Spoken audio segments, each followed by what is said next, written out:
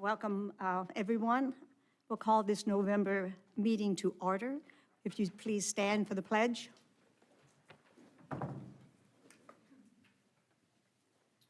I pledge allegiance to the flag of the United States of America and to the republic for which it stands, one nation, under God, indivisible, with liberty and justice for all.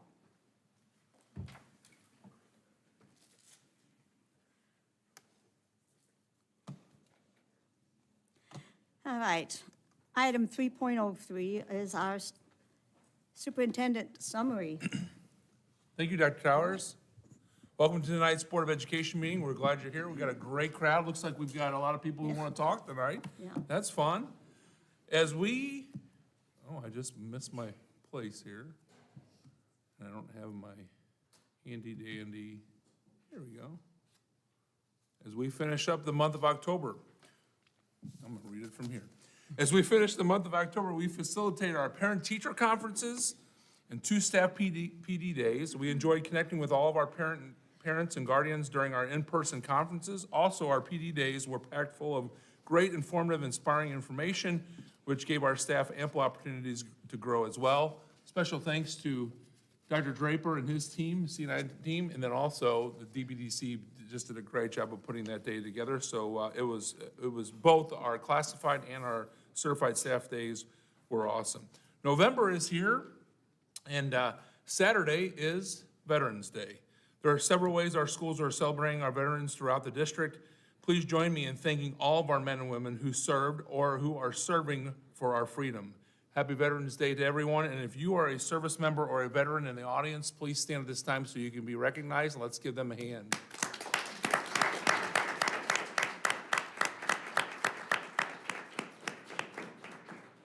Thank you for your service. A team of board and central office team members recently attended the Missouri State Board Association Conference. It was a great conference to attend. For me, it was beneficial to spend time with the board and also COT members in the conference setting. Strong relationships helps enhance the work we do together. I also benefited personally from the collaboration with other statewide districts. There's a nice balance between seeing a lot of things that we already do, and so you get that affirmation of, boy, we're really on the right track, but then also you pick up a few nuggets and some new information as well. So it was just a great opportunity. I also had an opportunity to join in on a presentation about school safety, so I enjoyed that opportunity as well. So I want to thank Donna, Heidi, Ellen, and Karen for joining us on that trip to MSBA. It was a very informative time together. The winter season is upon us, meaning the weather, and detailed information regarding our inclement weather for our snow and AMI days and the plan, the communication process went out on November 1st. And just so everybody remembers, this year we have 3 built-in snow days. We will start with those first. But I am a happy superintendent because I hear that El Nino is coming, and that means it is a drier, maybe wetter, but not a snowy winter, and I'm happy about that. I'm probably the only person in the district that's happy about that. Even my assistants love snow days, but I do not like them. Our fall sports season has ended. Our cross-country teams had a great finish. The SCHS boys, those Pirates, finished eighth in Class 4, so we can clap for them. And how about those Warriors? Woo! Our St. Charles West Warriors are back-to-back state champions in Class 3, and the celebration has just begun. We're going to have we're going to try to get those ladies up here to a meeting, and then we've got some really neat things planned at the building level as well. So pretty excited. Thanksgiving is upon us here soon, and that means turkey tip-off is on Tuesday, November 21st at SCHS. They will be celebrating 100 years of boys basketball, so that's exciting. Come on out and watch our girls and boys teams play from both high schools. Battle it out. Should be a fantastic night. It's just a great night. The gym's packed, the ball's bouncing, and it's a fun time. And SC West also has Alice in Wonderland performing that this weekend, so you can get out and see a show as well. It's always awesome. We have our 4E safety training for our students taking place in our schools. Obviously, that is an opt-out program that parents can opt out if they don't want their children to be a part of that training, but it's been very helpful. It's some of the same training that our staff has done to make sure that we are safe in our schools. The district cell phone committee has met twice and will have recommendations of possible revisions of policy and practice to the board sometime in the spring and summertime. Any possible revisions will be put into place for the 24-25 school year. I want to thank the committee for all their hard work with that, and for all of our families and students who put information into the survey. We appreciate that. Tonight, we've got some important things. Obviously, we have a lot of people who want to talk about some things as well. We have obviously some important consent agenda items. Health Services Program Review that's going to be riveting from Ms. McClard tonight. Yes, sure, okay. And then we have a policy change, a second reading, 24-25, and the 25-26 calendar approval, a student clinic bid approval, and also the district financial report. It is hard to believe that it is mid-November. This year is moving along quickly. As we prepare for the upcoming break, which is obviously Thanksgiving, I just want to say I'm very thankful for being the superintendent in an awesome district. Thank you to our board, thank you to our CO team, our staff, our students, everybody that makes up this community. I'm very thankful for you all, and I wish everyone a happy Thanksgiving. And we're just really, there's a lot going on, but we are in the midst of a very productive start of the year. And I want to say, let's just keep working together. And you know, this year with PBIS, we're talking about being safe, being respectful, and being responsible, and we'll just keep doing that together. So, thanks everyone. Thank you. Did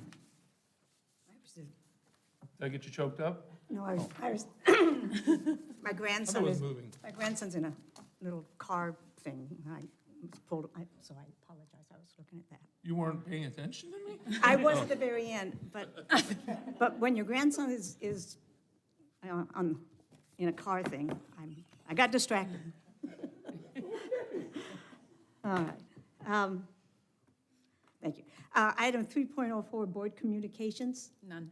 Okay, we have none. Item 3.05, audience comments. Heidi?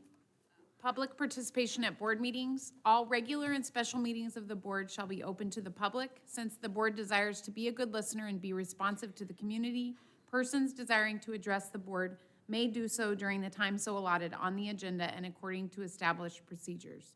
During the audience portion of each board meeting, patrons are invited by the president to speak for or against any proposal on the tentative agenda or on any other school concern.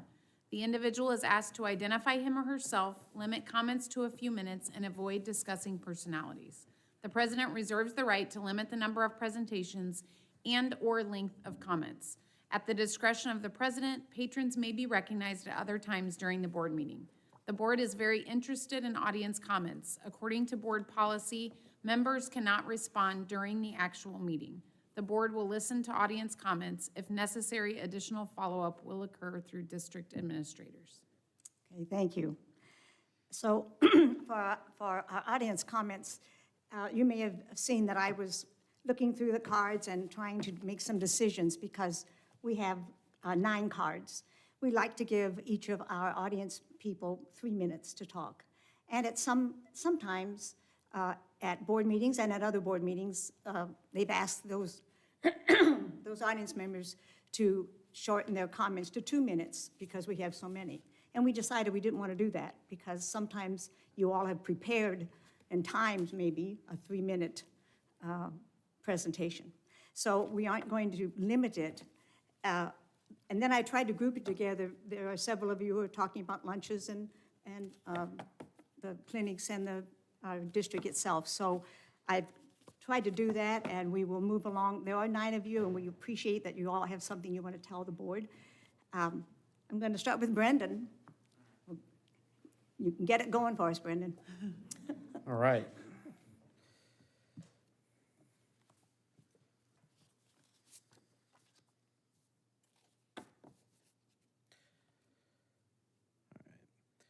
Good evening, Board of Education members and Central Office administrators. My name is Brendan Kearns. I'm the president of the St. Charles Education Association, the exclusive bargaining organization for certified employees and nurses in the City of St. Charles School District. Recently, our district held its annual PD Day. It was a terrific day of inspiration and learning. 21 SCEA members stepped up to present for their fellow employees, and 8 members serve on the DPDC committee, which plans the event. Thank you for all your hard work on that day and every day. Next week marks American Education Week. It is celebrated every week the year before Thanksgiving and highlights the work of everyone who works together to make public education great.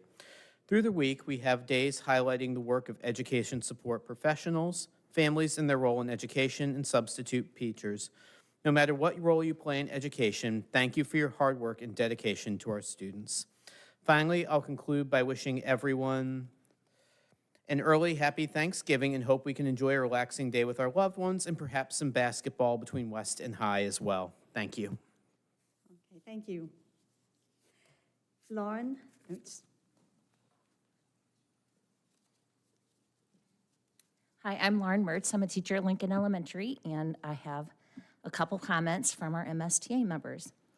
I asked them, what are you thankful for in regards to your students, your school, your position, or SCSD? And here are just a couple comments. I'm thankful for all of my coworkers. We are all working together and support each other. Another one said, I'm thankful for the opportunity to intervene with students before behaviors escalate. As the RTI specialist, my role is new, but I feel as though it is incredibly beneficial to the entire school. My relationships with some of our hardest students behaviorally has proven to make positive impacts this year. Thank you for the opportunity to serve our students and teachers in this way. Another teacher said, I'm thankful we have snow days built into the calendar this year.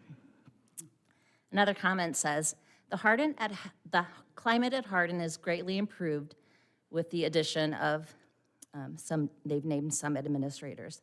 Communication is better and teachers feel comfortable in expressing their needs and concerns with principals. And another comment says, I'm so glad we have good leaders in our district that care about students and staff. I'm glad they think about decisions instead of following other districts that make decisions too quickly. Our PD was filled with great presenters. I got a lot out of it and enjoyed it. I am thankful for our district as a parent and a teacher. And one last comment. I'm so thankful for our board and the hard work they put in for our staff and students. I want to share that one of our CTA members, Kayla Gilmore, is beginning her term as the president of the Greater St. Louis region for MSTA, and that our CTA is sending 5 members to represent St. Charles at the statewide convention next week. Thanks. Thank you, Lauren. I'm having technical difficulties. That's so far. Kathy? Also. Good evening, I'm Kathy Ellsdorf, co-president of the St. Charles Education Support Staff Association. First, I'd like to once again recognize the veterans in our audience who are parents and anyone else. We will be celebrating Veterans Day tomorrow, certainly at Hardin and the other schools. Also, I want to give a shout out to Dr. Draper and his staff for an excellent PD this year. It was great. And those that I spoke with, whether they were SCEA, teachers, CESA, if we could have Tony Bono and Joe Sanfilippo every time, we would be very happy people. They were tremendous, and I had the opportunity last year to see Tony Bono, and I signed up for him again. He's great. And to end it, just a happy Thanksgiving to everyone. Enjoy the holiday with your family. Thank you. Thank you, Kathy. Josh Wilcott.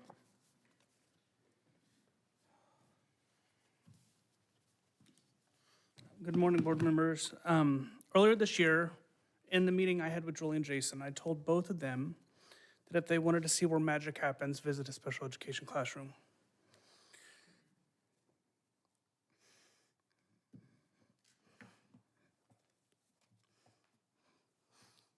I deeply respect my son's teachers, but the department as a whole is in crisis.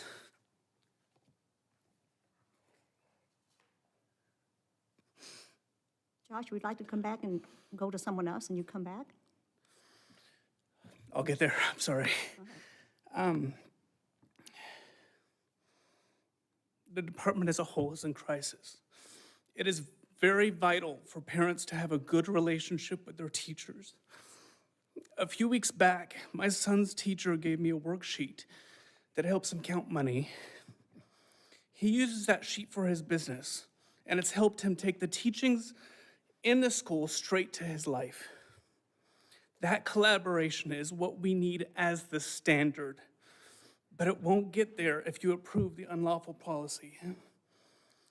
Board members affect this by creating legal and non-conflicting policies. What board members do not have the authorization to do is violate the law.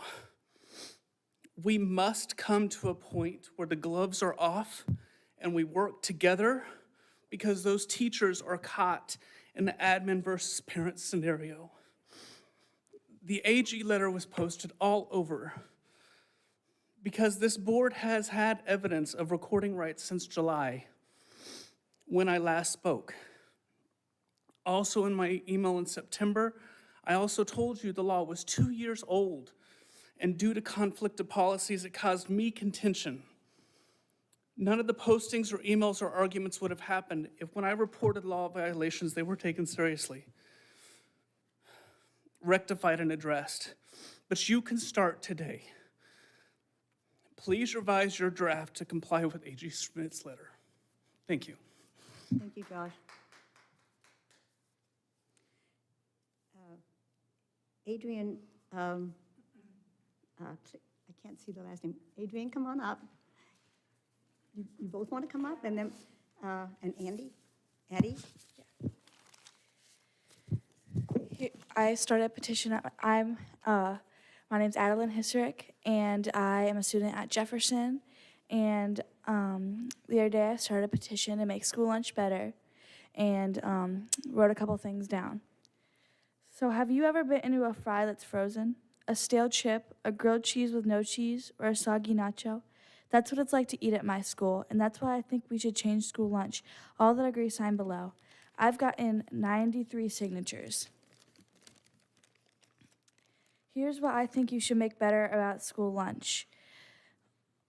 First, use real cheese for the nachos and not any of the liquid plastic stuff. Change the Bosco sticks to the old recipe. I opened my Bosco sticks today, 10/11/23, and there was no cheese, and they literally looked like cardboard. One time I bit into a chicken patty, and it was gray on the inside. Gray. That's not okay, and even worse, the other day when my friend bit into her chicken patty, it was bloody on the inside. And don't even get me started on the awful pizza. It's the type that the cheese slides right off. Now, would you want to eat that? I didn't think so. If one thing's for sure, I sure wouldn't. I've picked up one of the school's fries, and it was frozen. These are just a few of the reasons, not to mention one of my best friends that I have with me here today, Adrian Cleater, had to buy lunch, and there was nothing except for gross nachos, and they were gross and cold. Whatever you have to do to make school lunch better needs to be done. The cookies are rock hard almost every time I get them, and the milk in the cafe is like Jell-O, and it's so gross. And the frozen blueberries are moldy every time I get them. There are some things in the cafe that are unexcusable, and I don't want this to be something that goes in one ear and goes right out the other, because this is a real problem that needs to be fixed. And the cheeseburgers only have half a slice of pizza on them, one slice of cheese on them. And now I'm going to hand it over to my friend Adrian Cleater. Thank you, Addie. My name is Adrian, and I used to buy lunch. I said used to. Here's why I don't anymore. First of all, I order a cheeseburger. I should get a full slice of cheese, not half a slice. And the pizza is a couple of days old. But pizza and fries is not really a healthy or nutritious meal. No, it's not.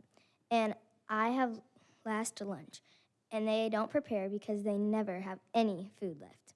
Yesterday, I got breakfast at school, and guess what? There was mold on the cheese. Are you telling me a muffin, string cheese, and juice are healthy and filling? Well, it's not. This shouldn't go in one ear and out the other. Do better and make a change now. Thank you.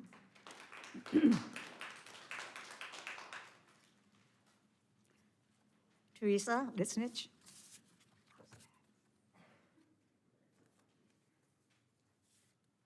Hello, I'm Teresa Linsnick. I'm a mom of a St. Charles High senior. I mean, actually, she graduated, sorry, she's at LU right now. But anyway, also, yeah, just to piggyback what Josh said about the one-party consent law, that, I think that really needs to be in the policy that we're going to talk about tonight, the second reading. Another thing is about the clinic. So how can we be really sure that parental notification and consent for every treatment be done? I know that in the slideshow tonight, you're going to see that the policy of our district is going to be that, and I appreciate that very, very much. But the thing I'm concerned about is, of course, Title 10, so that in Title 10, you don't really have to, I don't think, abide by the district policy because it's a federal grant that would allow for like contraceptive or birth control to be dispensed without parental notification or consent. Another thing is, there was an incident where a parent was not notified in one of our schools about medicine that her child was given by the nurse. And I'm very concerned about that. And like if that incident happened with just one of our nurses here, the clinic, you know, it's another bag of worms, basically. And so it's just, I think we're getting in over our head. I think we need to stay with education and not medication. And so, like, how can we be sure that parental notification and consent for every treatment will be done? Another thing is, Compass is, you know, did we look into other companies besides Compass? I know Wentzville has Mercy. Did we do that? Did we do our due diligence and compare them if we're going to have a clinic, which I am against? I think the nurses would do a great job, as you all know that. But I just don't think that we should, you know, get into the medical arena, that we need to stay with education. So how can we be sure that parental notification and consent for every treatment will be done? Thank you. Okay, thank you. Devin, Darcy?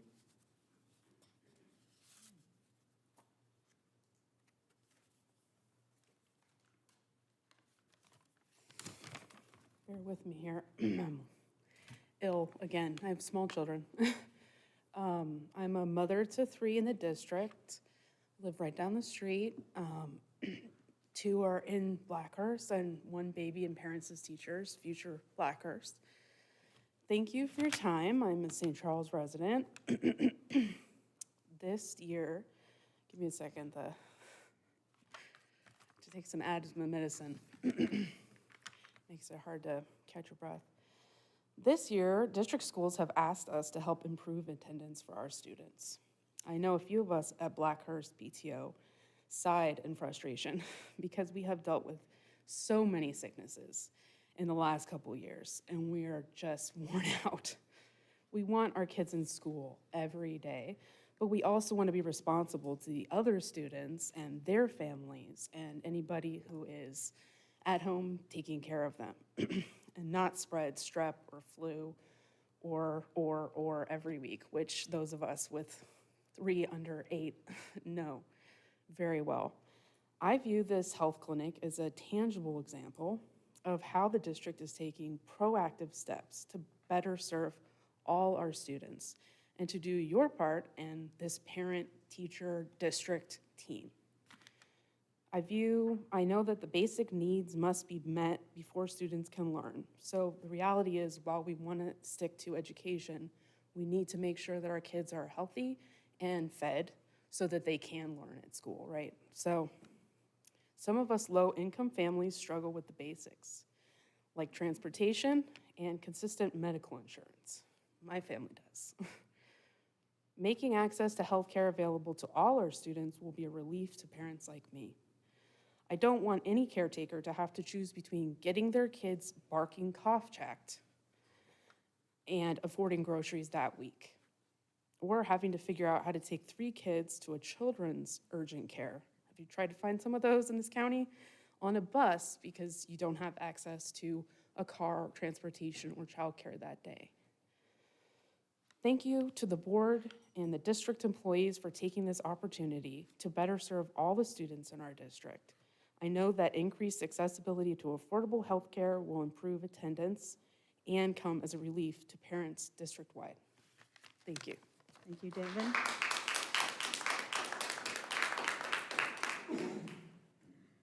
Beth Chamberlain.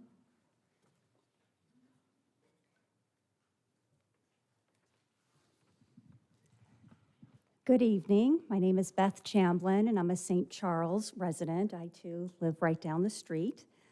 And I'm here to thank each and every one of you. I know that all school districts have their issues, but I am heartened by your professionalism, expertise, kindness, and respect for one another. I am also pleased that you make decisions based on facts and reason, and always have the best interest of students and their families in mind. I have observed via video other school board meetings in our area and have not found the same level of competence, compassion, level-headedness, and decorum that I find here. Many St. Charles residents are paying close attention to what is going on in our school district. We want qualified, fair-minded, moderate, and rational-thinking people on our school board. So again, I want to thank you and also encourage you to keep doing what you are doing because it is working. Thank you.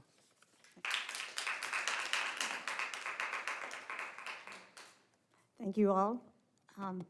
We are ready for item 3.06, a motion to amend or adopt the agenda. Oh, I knew I'd forget something. We take a 5-minute break, so those of you who'd like to do other things this evening can now make a break for it. I knew I'd forget something.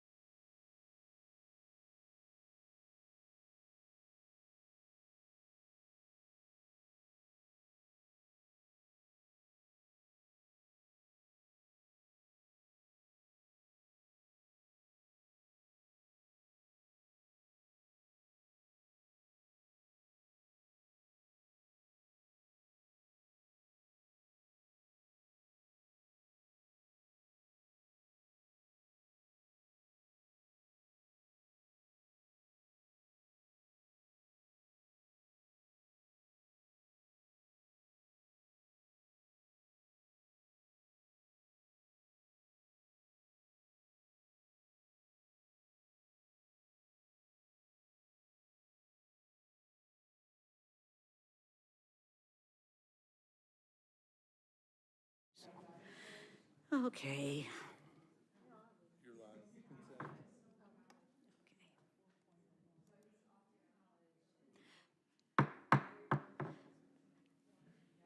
Thanks for coming back.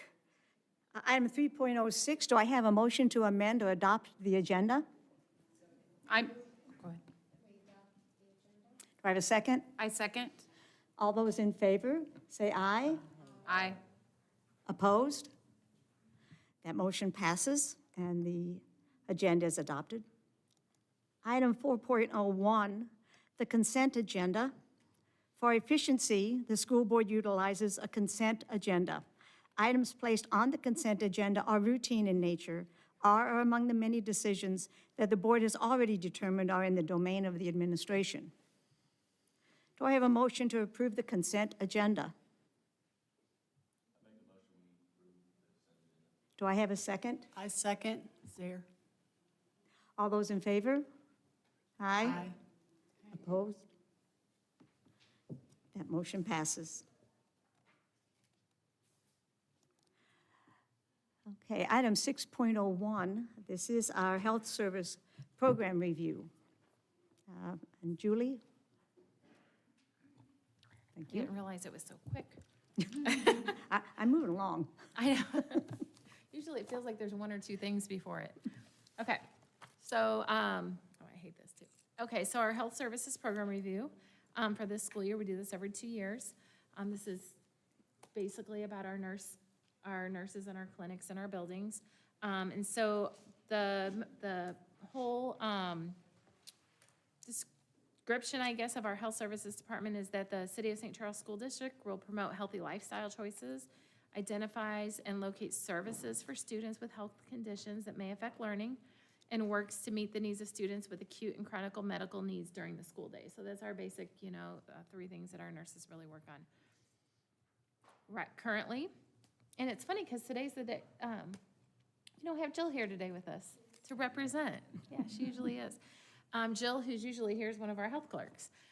We do have 10 school nurses, one on each comprehensive campus. So each of our buildings, including early childhood, have a school nurse on them. We also have one district-wide nurse, which since the last program review is a change. We used to have 3 health clerks, and when one resigned a few years ago, we replaced, actually, I think it was only a year ago, we replaced that with a district-wide nurse that works both kind of as a health clerk some days, and then also is able to kind of move around the district and sub, because we were having a really hard time filling nurse sub positions. So we do have a couple retired nurses that come back and help us, but man, sometimes when COVID and some of those flu seasons are coming around, we really struggle with getting some support in the clinic. So we do have one district-wide nurse, and that nurse currently is working kind of in the health clerk role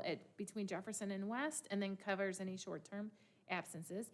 And then we also have 2 health clerks, one split between Hardin and High, and the other one visits our 5 I know we have 6, but they don't visit Lincoln. Lincoln is fine.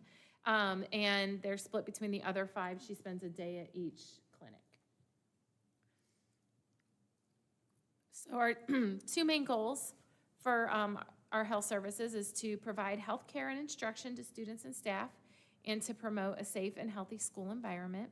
And some of those ways that our school nurses are able to help to provide health care and instruction to students and staff is by being able to administer medication, being able to respond to health care needs.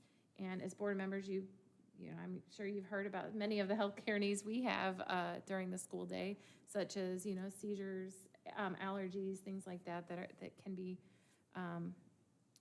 very concerning.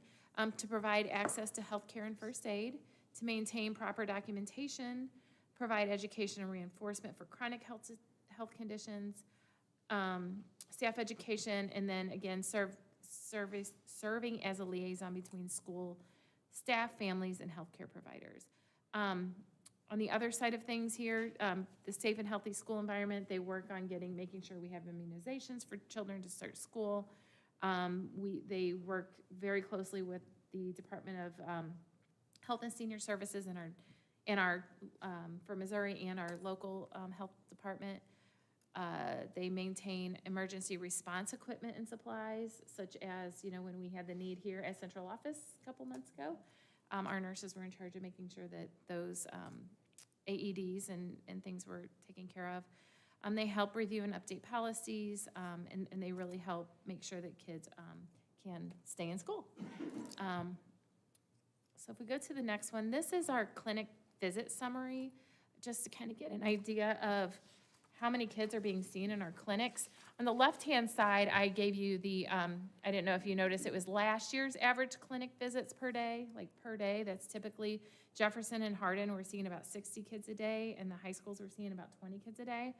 And then these are our clinic visits during the school year. So most of our most of our, we'll get to elementary next. Our high schools are seeing about 300 to 400 or 500 kids per month. Hardin, believe it or not, where they were kind of right alongside of Jefferson last year. This year, they're kind of matching more of what our high schools are doing. So we did get a new school nurse over there last year, and she kind of worked on getting some things taken care of, so some of the kids didn't have to actually come down to the clinic. They could get some of their needs met within the classroom, because kids love to come down for cough drops. They love to come down for snacks and things like that. So she's really worked to kind of, I don't know, whip them in shape. I don't know. So, but anyway, so I thought that was interesting when we looked at last year versus this year. So those intermediate middle school kids, they like their school nurse. So clinic visits for our elementary schools, you can kind of see, and early childhood's on here. They range more from like, high 20s to low 40s per day. And this is kind of where their clinic visits look per month.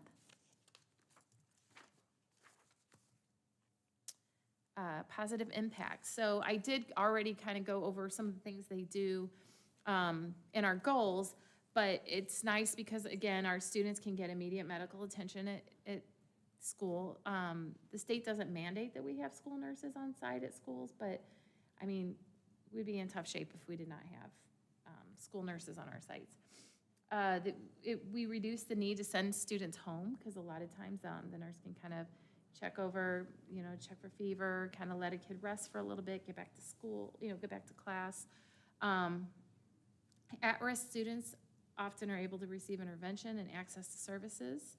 Our nurses spend a long time with immunization compliance, which was an extra hard job this school year with our transfer over to Power School. It was a little trickier, but they've got it. We've got that all turned into the state. They work with teachers as needed to give classroom instruction on things such as like nutrition, kind of health concerns. They help students manage chronic conditions. In the full report that you got, you could see all of the differing health conditions that our students have. A lot of students have allergies, even like threatening allergies. A lot of asthma, diabetes is pretty serious in some of our buildings, with students with some very severe diabetic concerns. They collaborate with stakeholders.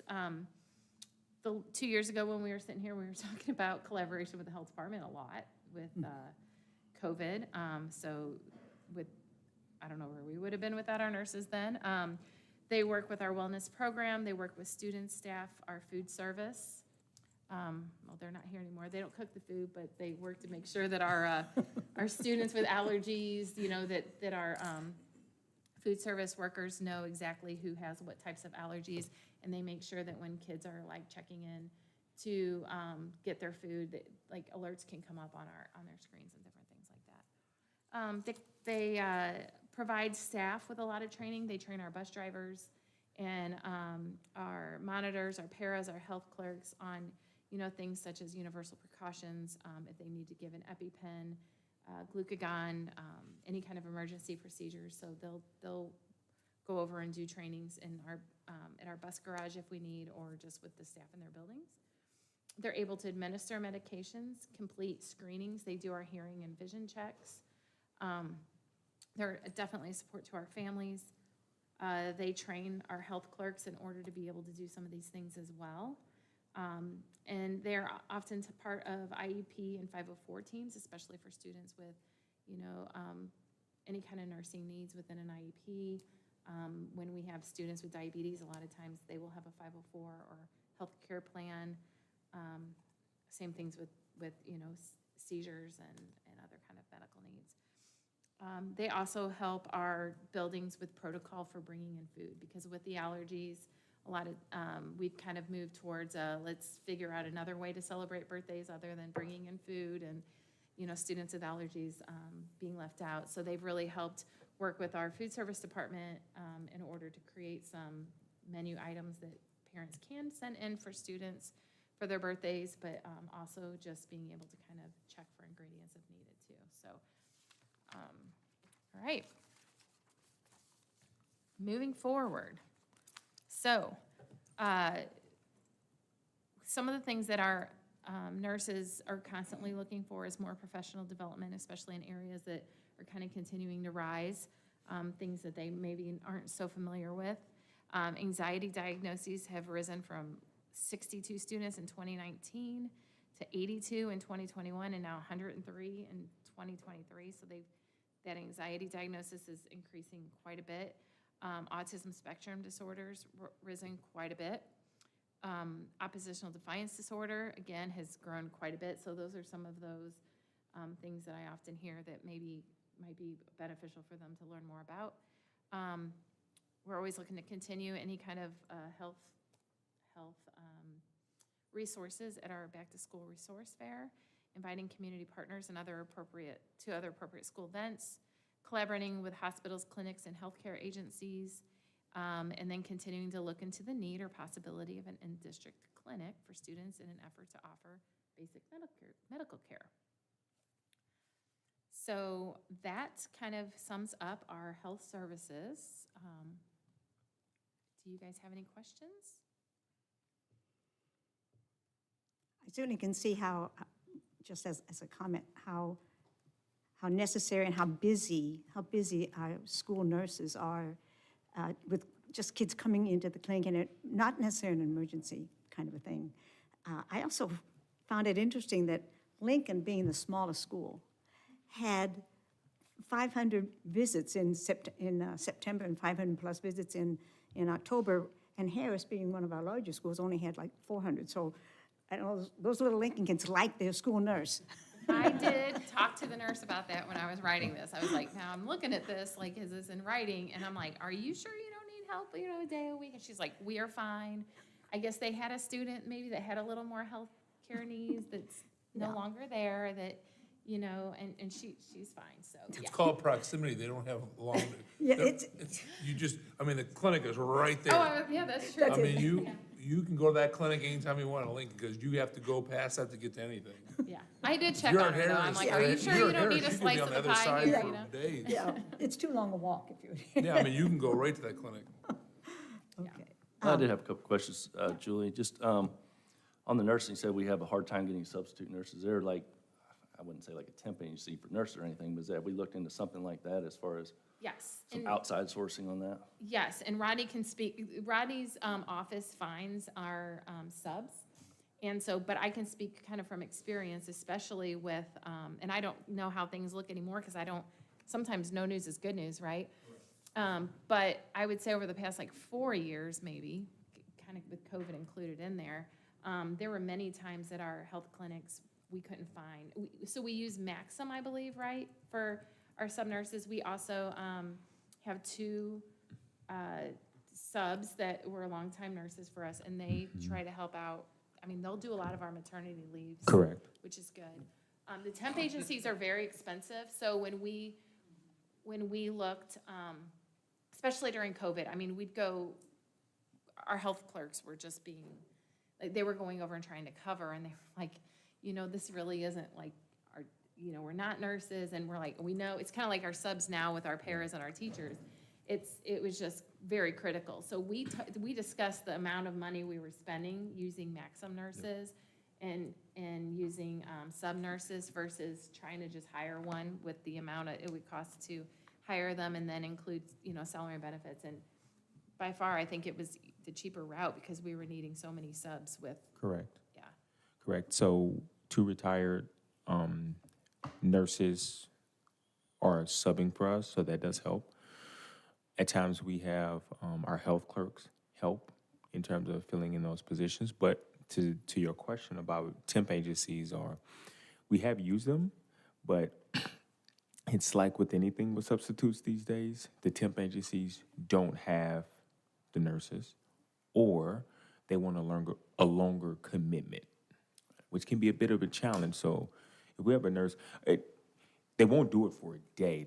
That's really challenging, although we have done that. But as to Julie's point, having a district-wide nurse is much more fiscally responsible. And agencies do charge, it's a service, right?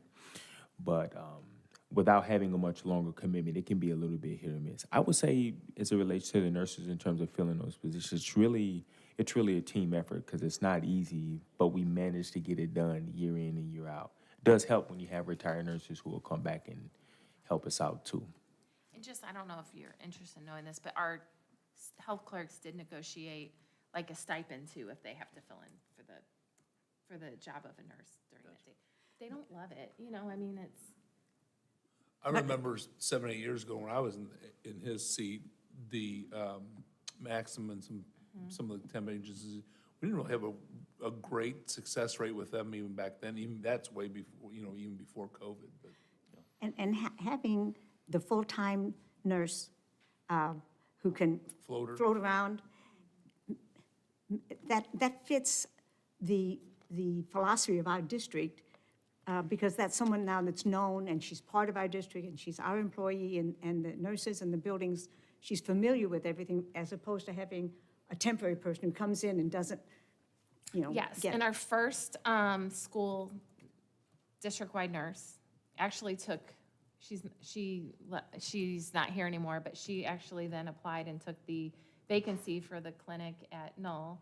And then the next floater nurse ended up taking the vacancy. So actually, we kind of break them in a little and get them used to all the clinics and all the, because then they can get a little training from the actual school nurse, because a lot of these people are coming out of the hospital and they don't have a lot of experience with what an actual school nurse does, because it seems, when I was in elementary school, I think they just read a book all day and waited for you to come down with a boo-boo. But they work hard and they are busy all day long. And so I think that this role also helps kind of train them for running their own clinic, which has been really helpful too.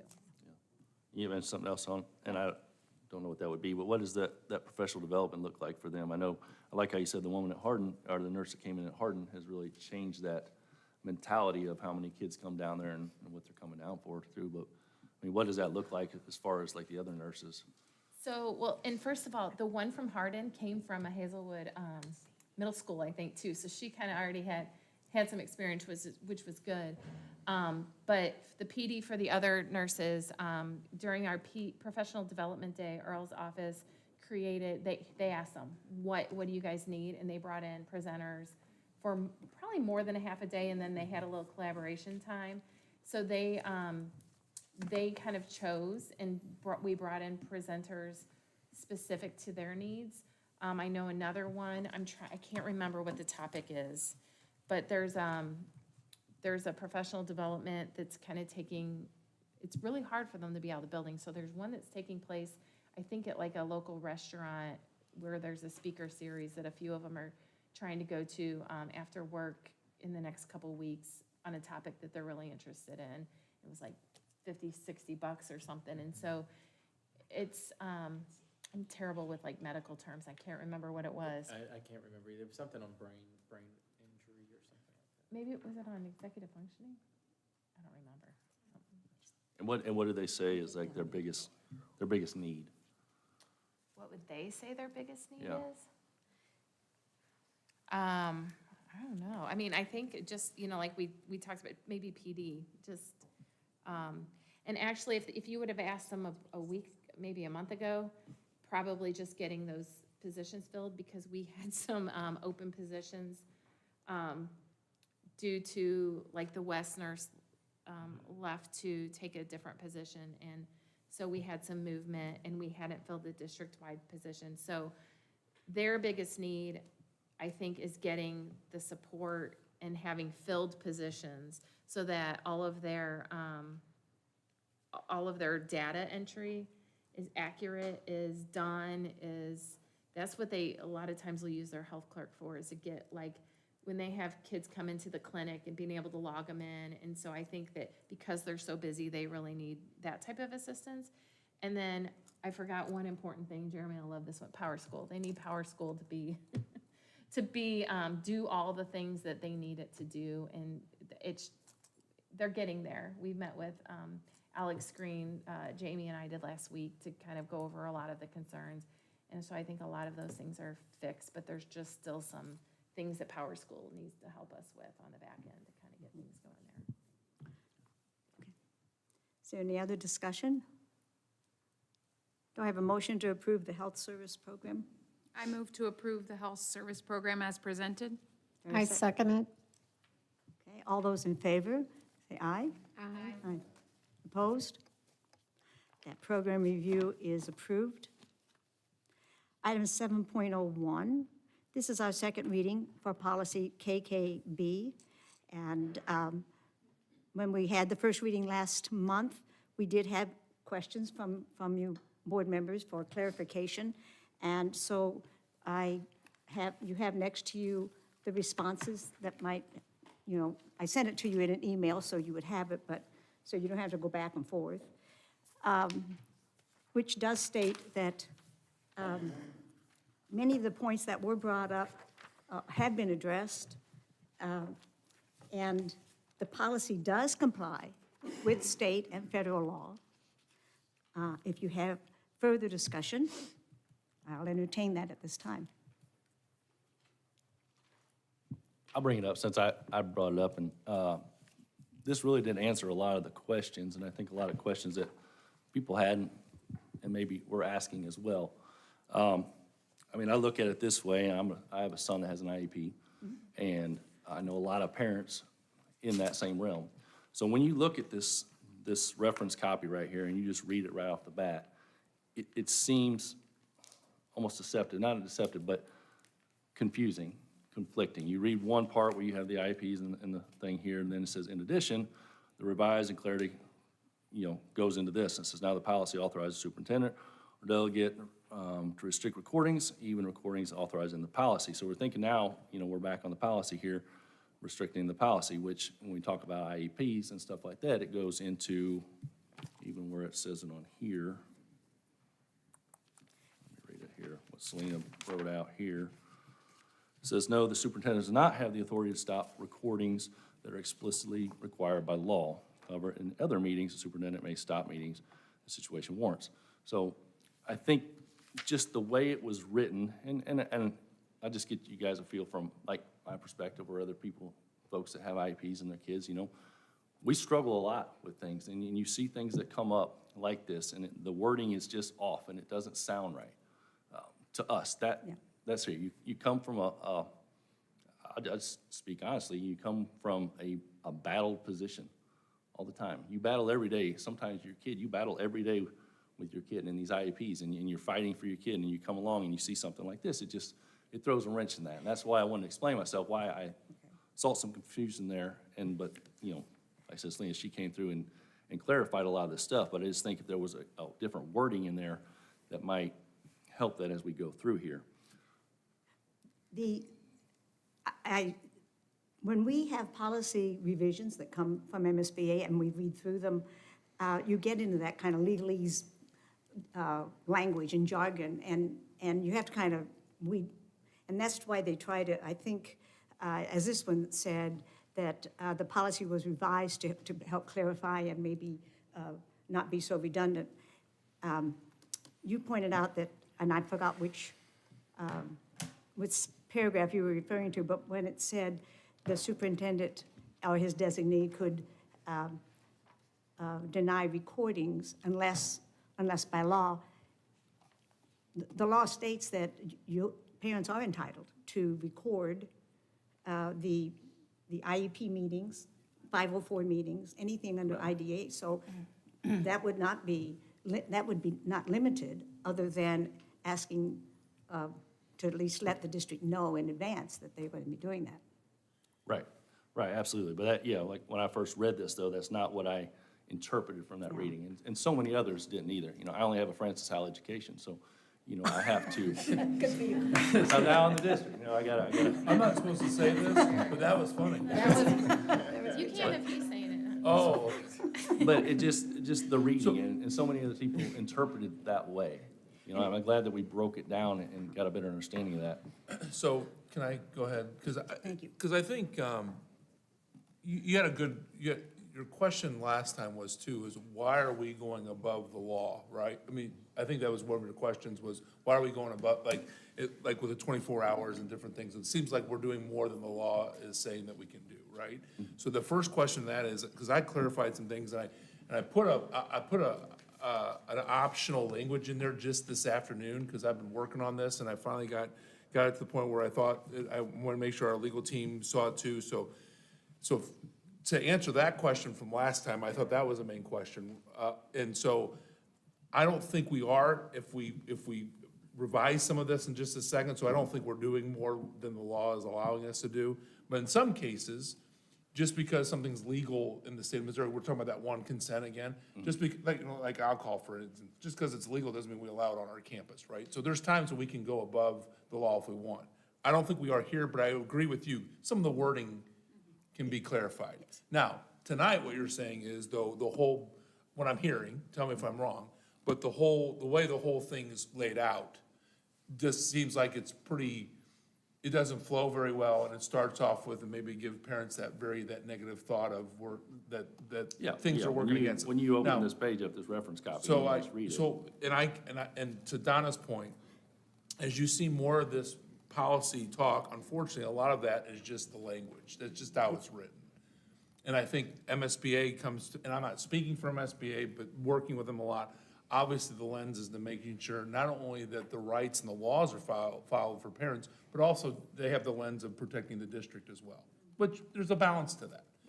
So that, and I'm not saying that answers your question, like, do you feel better about that? But this is just some of the jargon they use. One of the biggest questions, we've gotten some emails and some things, and I read everything we get, and I've seen everything, and one thing that I heard, and maybe this is the reason why when you asked, is it kind of above and beyond what the law is stating, is the 24-hour response, or response. And so, in terms of parents telling us if they're gonna record, especially 504s and IEPs, right? Because I think that was the biggest question. So for me, I want to get clarification on what that was. And so what I heard from our legal team last couple of days is the 24 hours is pretty much that we can't ask for that notification more than 24 hours. It's 24 hours or less than we need to ask for, that we can ask for parents to tell us that they're recorded at an IEP or 504. And I do not have the right, nor does anybody have the right, to even revoke that during an IEP anyway. That's clear, right? So when I heard that, and I've talked to Julie, and I've talked to some of the people that have our meetings in the practice now, and I know there's been a conversation about, you know, what have we been doing for 2 years with this policy? And if anybody wants to blame anybody for missing this policy, you can blame me. But what we've been doing is what the law tells us in terms of within 24 hours, let us know if you're going to record. What Julie tells me is that parents will tell us a minute, 2 minutes before, and we allow it to happen. So we haven't really revoked that. Now, that's what I've heard. Yes or no? Yes, that's true. And I think it happened starting like the day after that original law came out. We bought, we were told if we're notified it's recording, we were told years ago that we should record too. So we have bought things years ago to make sure we could always record them too. So I think there's a biggest sticking point, and again, I don't know if we're gonna change all the language, right, of this whole policy. I think there's a biggest sticking point of this 504 and IEPs of what it looks like for parents telling us that they're record. My humble opinion, and Chris, if you could put up that optional language. So you'll see where instead of saying seeking to record schedule, or seeking at least 24 hours prior to, that sounds like we're saying, if you don't tell us in 24 hours, we're not gonna let you do it. That's what it says to me. So I wanna cross that out, and again, this is just, you guys are you're gonna vote on this, I'm just trying to give you some thoughts. So to me, this would help the thought of making sure parents know their rights. So we're not saying then that they have to tell us in 24 hours. All we're asking is, if Prior notice. prior notice to the meeting, basically is what we're saying. Okay? And then, but then we also put on here is not required earlier than 24 hours, okay? Because that's what the law is really saying. The law is really saying that we can't ask for 24 hours. We can say, hey, we want to know in 24 hours, but we're saying, and our practice now is, we just want you to let us know before it starts, and then we can prepare. We're fine with a minute, we're fine with a third. So I think we're pretty loose on it, but I think the wording has been throwing some people off. So my thought is, this optional piece here, if you put this in place of what's already there, and give especially our parents with the IEPs and 504s, the thought of, we're not asking for 24, we're just asking for advance. We can't know before 20, or they can let us know more than 24 hours in advance, but we can't ask for that. And we're just simply asking, go ahead and let us know that before you record so we know it's happening. And to me, that softens, now that's not changing all the language, but that's softening that blow of, hey, you got to let us know and we're going to revoke and all that. So that's my first thought to that. The other piece is, and I'll just say all my thoughts here, because I've been thinking about all this. I know there's a sticking point on the superintendent and designee, and there's a lot of, and I don't necessarily know if I take it for offense that it's me specifically, but maybe it is, but superintendent has too much power. I think when they say I believe, when they say superintendent or designee, they're meaning the district. So I'm okay, and again, I'm not telling you what to do, I'm just trying to help you. I'm okay if you want to put the word district in there and not superintendent or designee, I'm okay with that. That can soften it a little bit. So everybody doesn't think I have this wonderful power where I'm. Now, I do believe that it is in our best interest and our right to do. I'm not talking IEPs and 504s. I'm talking other places and meetings in different places that the law is telling us and the policy is telling us that we want to be able to have that opportunity to stop recordings if we need to. And I could see that in several instances, yeah. And I, clearly, not in IEPs, not in 504s, but in other situations. And if we're uncomfortable with the word superintendent or designee, we can put the word district. I'm not saying you have to, I'm just saying I personally, I don't have an ego in this. Because I want to make sure that we're following the law, but personally as a superintendent, I don't want any parent, especially as a parent, as you said, 504 special ed, we've heard some passionate thoughts tonight of I don't want anybody to feel like they're on the 8 ball even coming into our meetings. That's not what we're looking for. So those are some of the things that I had that I want to make sure I address, because I know you had a couple questions the first time, so hopefully I've answered those for you. Again, I don't vote on this, I'm just giving you, as a superintendent, it's my job to help guide the conversation, and I hope I've done that. So you guys can take it away and have that conversation. I see that the light is on for Daniel. Did you want to speak? Well, I mean, he talked about all the things I was going to say. Oh, I'm sorry. No, that's good. I mean, I think that it's valuable thoughts on things, especially with starting with the timing requirements, right? And when you do look at the bill and the specific section, I think it's more of an intent to make sure that we're not restricting rights, not that we need to provide it ourselves. So even with just this, the sentence starting with however, theoretically, we don't even need. Why? Although don't you feel that ensures the public, they're seeing that we also are ensuring that, and this, there is not a 24, it wouldn't be before 24 hours. Yeah, well, I mean, the bill was that we can't require something more than 24. Mm-hmm. So if we're putting it in there for the specific administrative instance of saying, look, see, I'm not requiring it more than 24, I guess, but functionally, being notified of the intent prior to the meeting means the 24 that sentence doesn't provide any. The only reason, and it's fine, Yeah. we can take it out of it. Yeah. Just to let you know, as I'm working with our legal team on this, they specifically wanted that line in there. Just so that we had something to That it's point clear to that, between. because I thought it was interesting, because when to Brian's point, when you read some of these things, that you can totally, the perceptions can be like across the board, right? So I kept on thinking, man, it's 24 hours, 24 hours. Our legal team, and I'm not hiding behind legal team, I'm hiding behind MSBA, but these are the processes, these are the things that we do to make sure we have policies that meet the law. And the interesting thing is our legal team was very adamant that it's not about 24, like, oh, we have to know by 24. It's we can't know more than 24. And she was very adamant on that. That doesn't mean, and here's the other thing what happens, and I've learned this too through the years.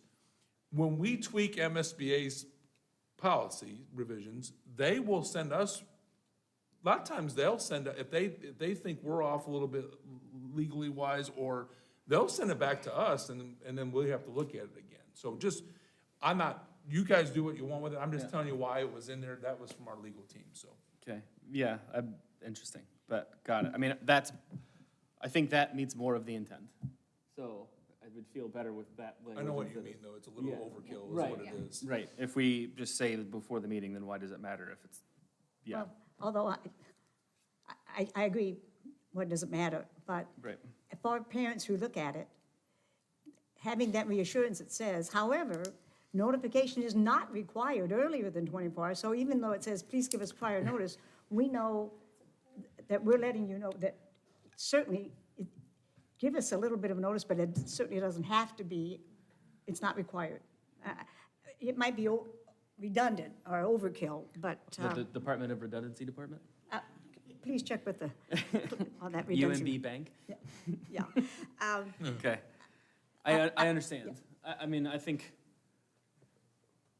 I don't have a problem leaving it in, Closer. that's all. Yeah, that's fine, that's fair. I don't think it changes the intent of it. The other thing, you're talking about superintendent. There's a bunch of changes that are going into this. One of them is around the House bill. But I don't know why there were additions or, a lot of the structure just changed of what the limitations were, what can or can't be recorded.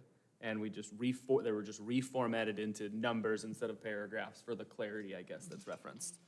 But the one that's the new piece of it is having delegation to a specific person. Why? Whether it's district or not, why is it just to say that there's right somewhere that Right. there's a person? So you'll see that language a lot of places where in our policies that where it is the superintendent or designee, because if I'm not there, I designate if Julie's running an IEP or we've got something going on in the school, it's basically saying that other people have the opportunity to make those decisions on my behalf. That's why I wanted to make sure if we're hung up on superintendent having, because that's the perception out there. Do we know why it changed from the district or designated agent to superintendent or designated agent? Because it was the district may allow. I don't have that answer. I think a lot of policies that we do have do say superintendent or designee.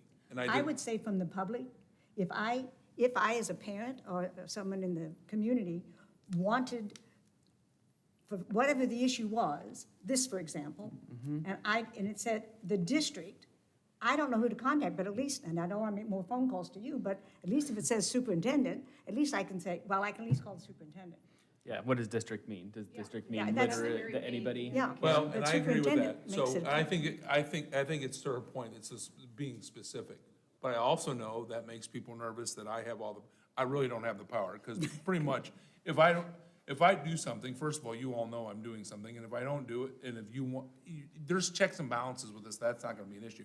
I was just throwing that out there because we've used that language before in there, and I don't want this to be a part that hangs up this bill, or this, because we want to get it passed and move forward. So, I see it as, when you see superintendent designee, that's really saying district, because I can designate anybody. Now, that might be too much power for people, but you know what I'm saying? I mean, so, I'm comfortable either way. I'm just trying to give us some options so we can have some conversations and make sure we move forward. Have we had any issues in the past for what district meant in something like this for No, recording anything? Not that I know. If somebody came and said, can I record this? And they went to a teacher and it said district, who would we go to? How would we know the path? It would go to the superintendent anyway. So it would come to us, it would, if it's, Central office. if it's an IEP, if it's a 504, it would go to Julie or whoever is direct supervisor of that department or building. It would go to that person or But they to me wouldn't know. directly, and then we'd have, huh?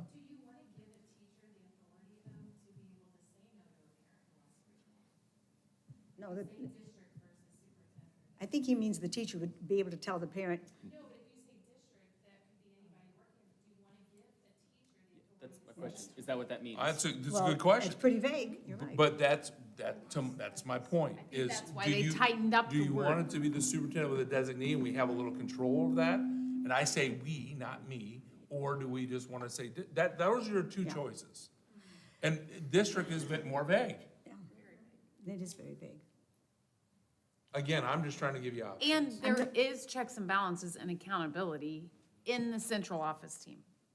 So even though we're saying superintendent, I mean, like you said, you could make a decision, but there's accountability for that. There's, I mean. Well, let's face it, let's, I think sometimes we get lost in policy. Let's talk like practice for a second. IEPs, 504s, we all agree that our parents are gonna come to us, and if they wanna they need, we were asking them in this policy to tell us sometime before the meeting, no more than 24, we don't wanna know before 24 hours, but sometime before the meeting, that can be a minute before the meeting that they're gonna record, and we're okay with it. That's what the law tells us, right? Everybody's good with that.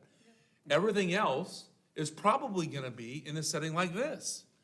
You all are probably gonna tell them to stop or don't do it. I mean, and if we have a situation in a school where we think it's a major issue, you're gonna be involved with it.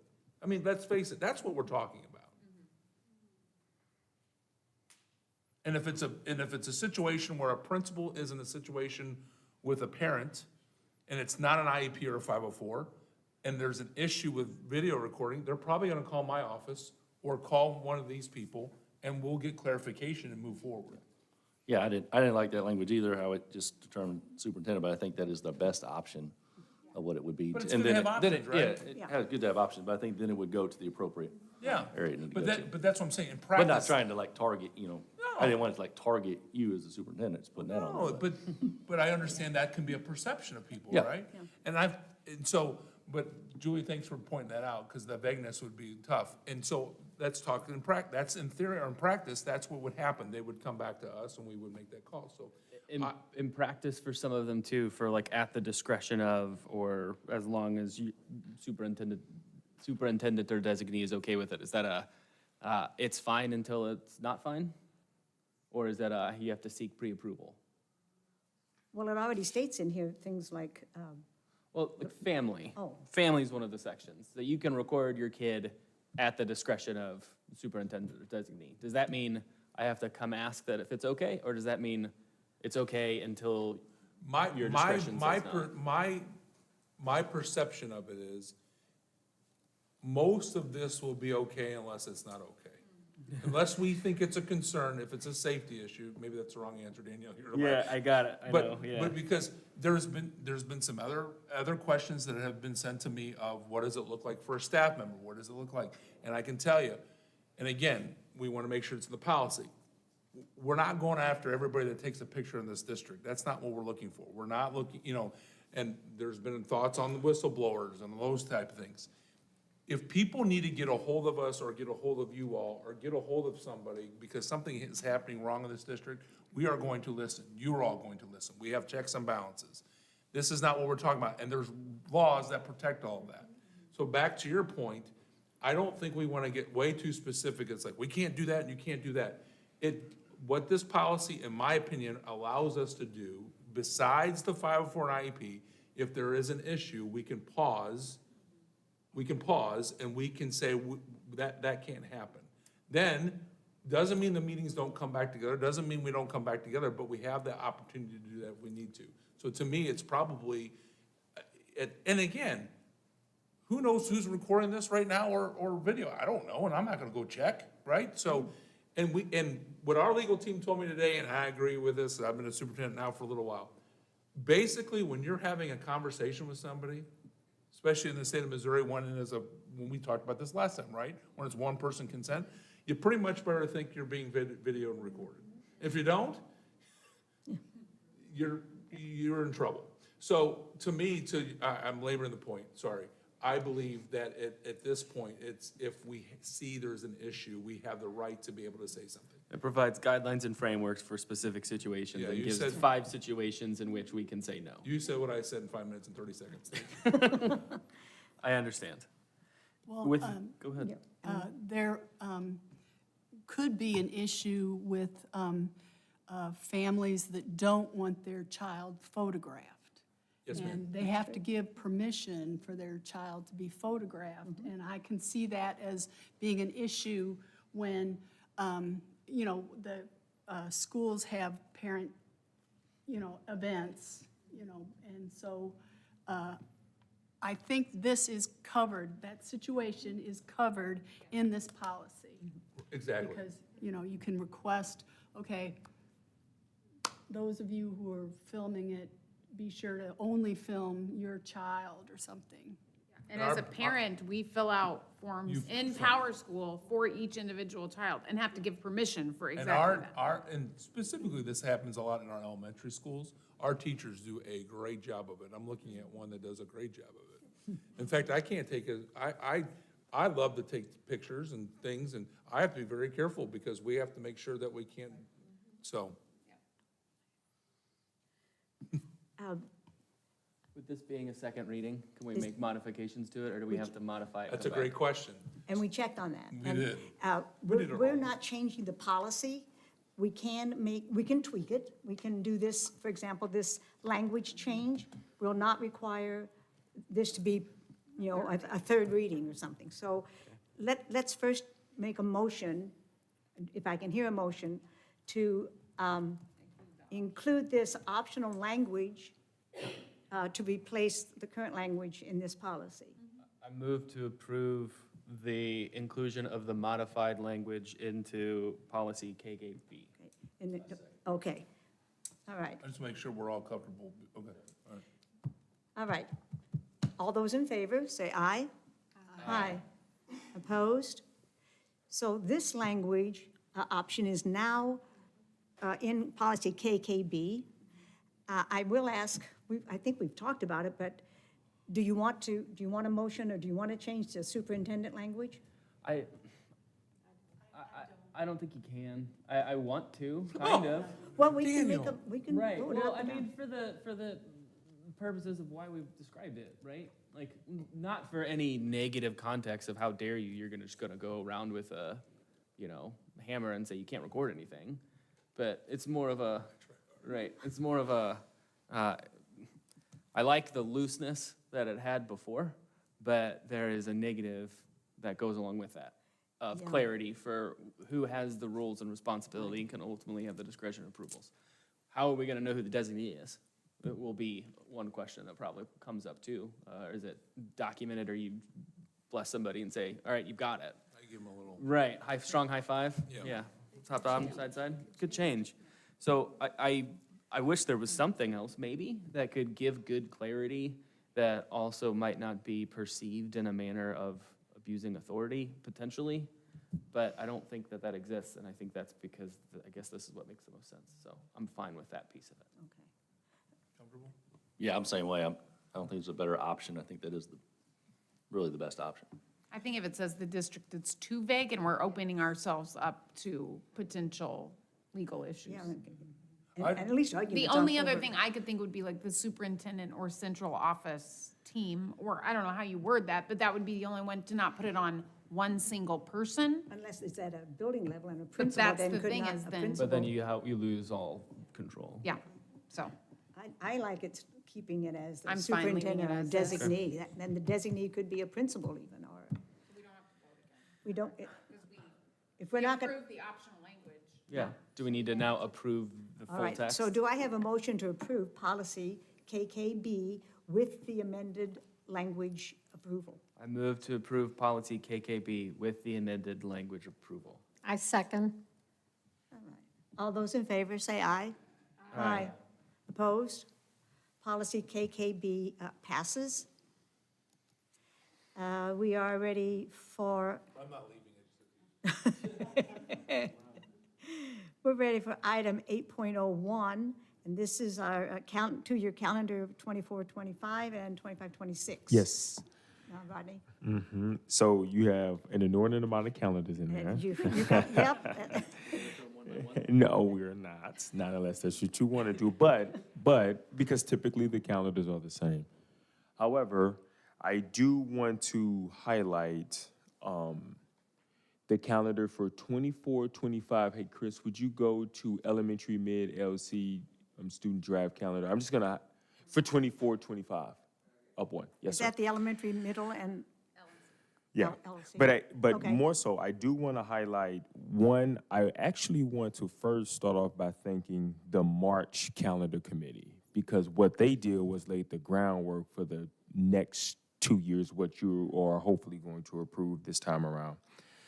And also, I would like to give a shout out to our actual calendar committee. Very concise, very efficient. But the work we did in March, where we adjusted the school days for students, et cetera, really laid the groundwork. But I do want to give a special shout out to March and October. But with that being said, one, you can see that the first day of school is August 20th. It's a little bit different. We've been starting, it's like in 25, 26, but the first day of school is August 20th. Parent-teacher conferences is different. The committee decided to push that up because it coincided closely with the end of this quarters semester. semester. Quarters with our schools. But for next year, it's October 16th and October 17th. This year, for example, it's October 25th and 26th. Yeah. So it's moved up. The certified PD day is on Monday the 4th. But that is because, as you know, next year we're going to have a presidential election. Yeah. And so our schools will be closed. So those are really the highlights. Winter break, we had to take 1 day from winter break to cover the election. Our last day of school will be Friday, May 23rd, which is the early release day. So other than that, I mean, in 25, 26 mirrors this, but you can take that day that we're taking for the election and we're going to put it on winter break. So winter break will be long. Chris, if you don't mind, would you go to, yes, sir. So to show you what I'm talking about. So for winter break, if you look at January here, so students will actually return 25, 26 on Tuesday, the 6th, right? So be a longer break for them, longer break for staff, because that 5th is a teacher work day. So teachers will come back on the 5th, but kids will actually come back on the 6th. So kids will be starting that week 25, 26 with a 4-day week. Those are the highlights of the calendar. Everything else pretty much takes care of itself. That's a lot of work. Yeah. Oh, and one last thing. So we had one meeting, which is unconventional since I've been doing this. Typically, we've done 2. But like I said, March really helped with that. But we did get feedback from the families, because that was one of the things that, and Jason brought up a good point. It's easy to just say, hey, we've completed the calendar and not get feedback, but I do think we should get their feelings and thoughts. Long story short, pretty much the majority of the people said the calendar just made sense. I mean, really, there was nothing really, fighting the changes. Obviously, the calendar doesn't work for every household, so we know that. So we did get feedback about that because it was a little bit more personal to the family member. But by and large, great calendar, keep up the great work, makes sense. Longer winter break, which we've done. So kudos to the October committee, the March committee, because this was probably the most seamless one. And kudos to the board members that were there helping support the efforts. Ellen, did you want? Well, I have a general question for Dr. Lewis. Would you outline for us from start to finish the development of the calendar? Sure. Who gets asked for their input, and who gets asked to be on the calendar committee? Yeah, sure, great. So the way it starts off is I send an email to principals, SCA, MSTA, and it says, hey, let us know anybody that wants to join the calendar committee can. And it's really optional for all staff members. So we don't turn anyone away. everyone has an opportunity. There's a Google Drive doc that I sent out, and literally they put their names on the calendar, right? So it's really important that obviously our principals, vice principals, union representation all know that it's out there. And then from there, they determine who wants to be a part of it. Once we actually, getting to the actually calendar committee is, once we're here, it's pretty self-explanatory, right? But as far as the amount of folks, it's well attended. So, those that were there, is Karen and Heidi, correct? So we probably had 30. In March, it was about 40. So I think it's well represented by various committees, SCA, MSTA, DPDC, in every school. So if I showed you the spreadsheet now, there is a slot for every school, right? And we also asked for parents, and we also had a student representative as well. We did. And that's every year. Did I answer your question? Yes. Okay. And nurses, and there were everybody. counselors. Paras. Right. Everybody has an opportunity to be on it. It doesn't matter if you're a certified staff member, classified staff member. We ask for parents, and I don't mean district parents. I just mean like parents, right? So parents, students. It's a pretty much This a group was microcosm. so synergized, they really were, because typically we would like to try to bring like options, right? Like two, I don't mean two, one for each year, I mean two for one. And we got to one calendar pretty Very quick, quickly. but we still wanted that feedback from the families. Yeah. So it was good. I think a lot of that had to do though with, we just in the spring got everybody together to do some other work and did some nice things there too. So It's very complex, like I think this is the third time I've been on a calendar committee, but you know, a lot of people don't take into consideration, like you're dealing with professional development days, you gotta get in a certain number, like finals, tweaking that so that students can take finals before they go on Correct. winter break, because when our calendar got moved with the law passed, that kids were coming back after winter break and taking their finals. So Correct. there's so many variables that are taken into consideration, but yeah, And people. ensuring that you have. And I'll the tell you this. Instructional minutes. Yep. 30, 40 people in the room, that gentleman down there can run a committee. It's efficiently run. Thank you. I appreciate that. Any other questions? No, okay. Then if no other discussion, do I have a motion to approve the calendar 24-25 and 25-26? I move to approve the 24-25 and 25-26 calendars as presented. I second it. Okay. Okay, and with enthusiasm. All those in favor, say aye. Aye. Opposed? Okay, our calendars for the next 2 years have been approved. Dr. Lewis, I'm assuming those will be on the website soon. People will be asking. Yes, sir. Right, Chris? Chris Bennett? Whoa, Chris. Fair enough. Chris. It, sure it, did. it will He be, like- hey, it he will likes be to do handled, that. and Chris knows this. Chris, I'll get to you with my designee. Hold on.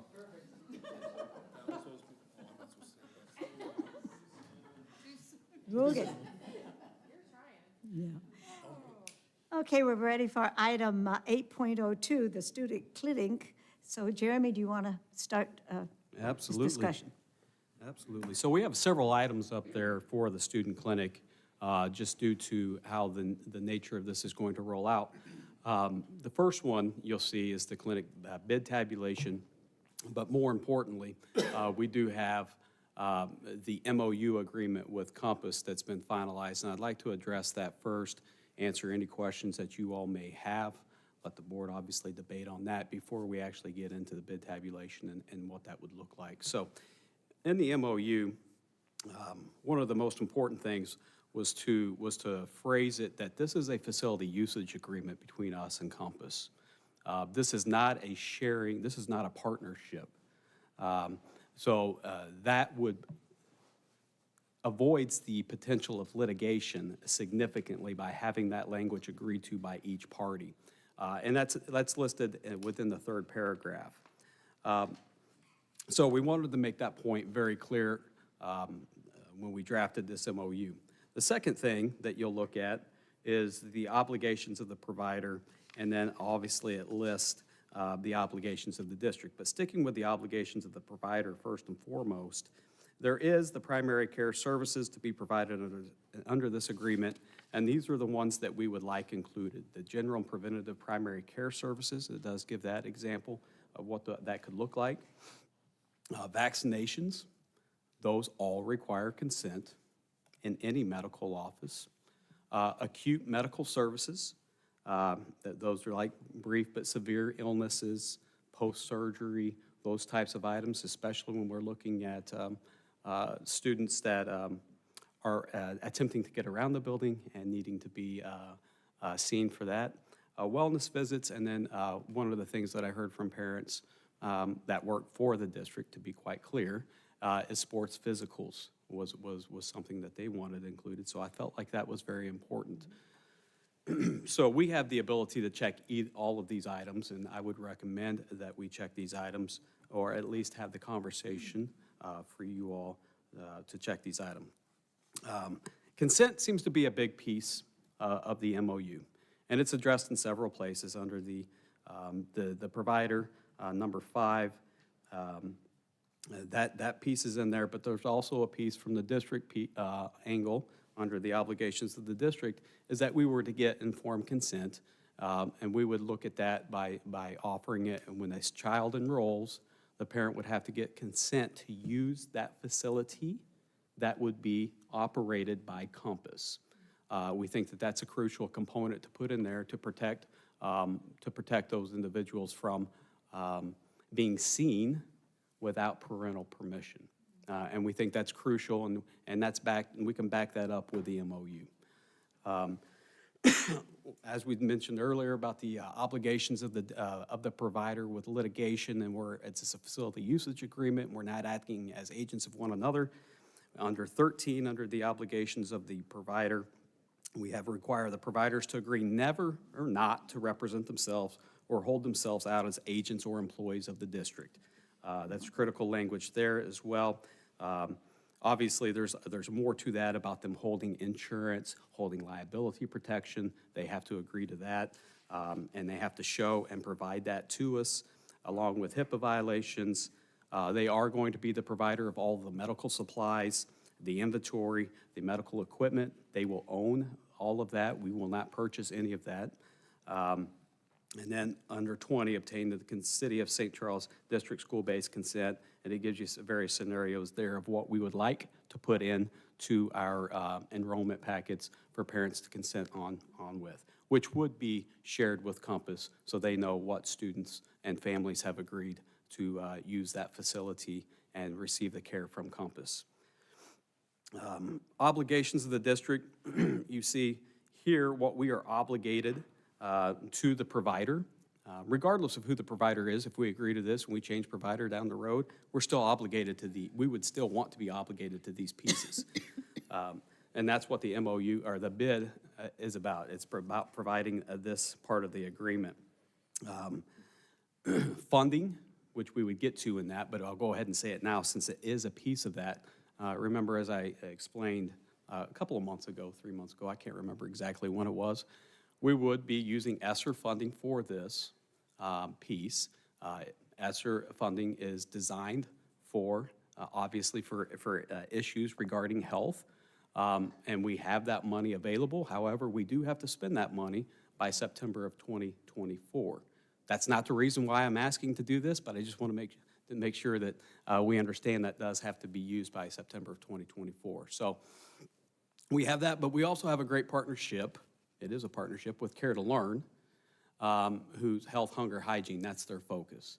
And they are very eager about providing money to this as well. So even if we had to rely solely on ESSER money, which we would be able to do, we also have another partner that has not given us a set amount yet, but has been in agreement to get together to discuss what that amount could look like. So it probably, in my opinion, although I probably shouldn't say that, I'll go ahead and say it based on our conversations, my assumption is that Care to Learn will also be providing, so it will not be fully funded by ESSER, but I'll certainly keep the board informed on that piece. And when we say partnership with Care to Learn, obviously it's our people who run Care to Learn for our chapter, but we're part of the corporate nonprofit organization of Care to Learn, so there's some checks and balances with them. From what I understand, I think we were both on that email, Jeremy, that they were pretty excited to hear our people are fully on board. Ellen Heitzig, just wonderful people who work in our district with Care to Learn. But the corporate side, they've already sent an email back looking forward to setting up a meeting with us and what that looks like, so. If you go further in the MOU, you would see general provisions that are added. I think the most critical component, so we're not operating out of a sense of fear, is number 2, the no employment relationship. Nothing in this MOU shall create an employment relationship between the provider and the school.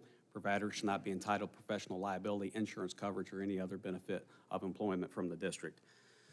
The rest is fairly standard language in any agreement with regard to student clinics, as far as the liability insurance coverage, the background checks, HIPAA and FERPA, confidentiality, compensation, all of those things.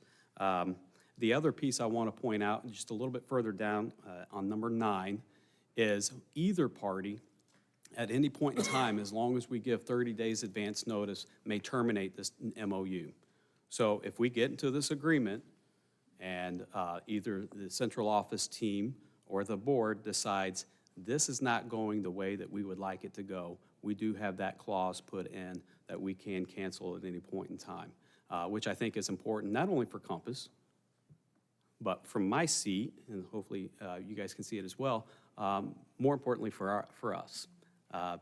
Since you know, this is something that we are attempting to do for the first time, we want to make sure that we have that ability to retract if we needed to do so. Again, number 11, no employment relationship. We do have an agreement that we will promote services, obviously, and that promotion is not defined. Promotion could look a variety of ways. Typically, what I have seen is the provider would provide marketing and advertising that then we would share out. If we approve of it, we would have final say, or we would simply send out reminders, especially around times at the beginning of school when vaccinations, state-required vaccinations, are needed. And we have to make those, get a certain percentage in order to meet the state requirements, to be quite honest. So that's really the MOU in a nutshell. And I know we'll have some questions on that, so love to hear from you all. I think one thing that I would just like, I don't have a question for you, Jeremy. I want to thank Jeremy. I mean, he has worked extremely hard. I've been on his coattails trying to support him on this. We've been in lots of meetings with Compass. We're really excited about what they can provide for us. I think just the clarification, this might be an obvious clarification, but I just want to make sure because I know there's some questions about it. This is, when we talk about parent consent, this is a situation where parents will take their child physically to the clinic.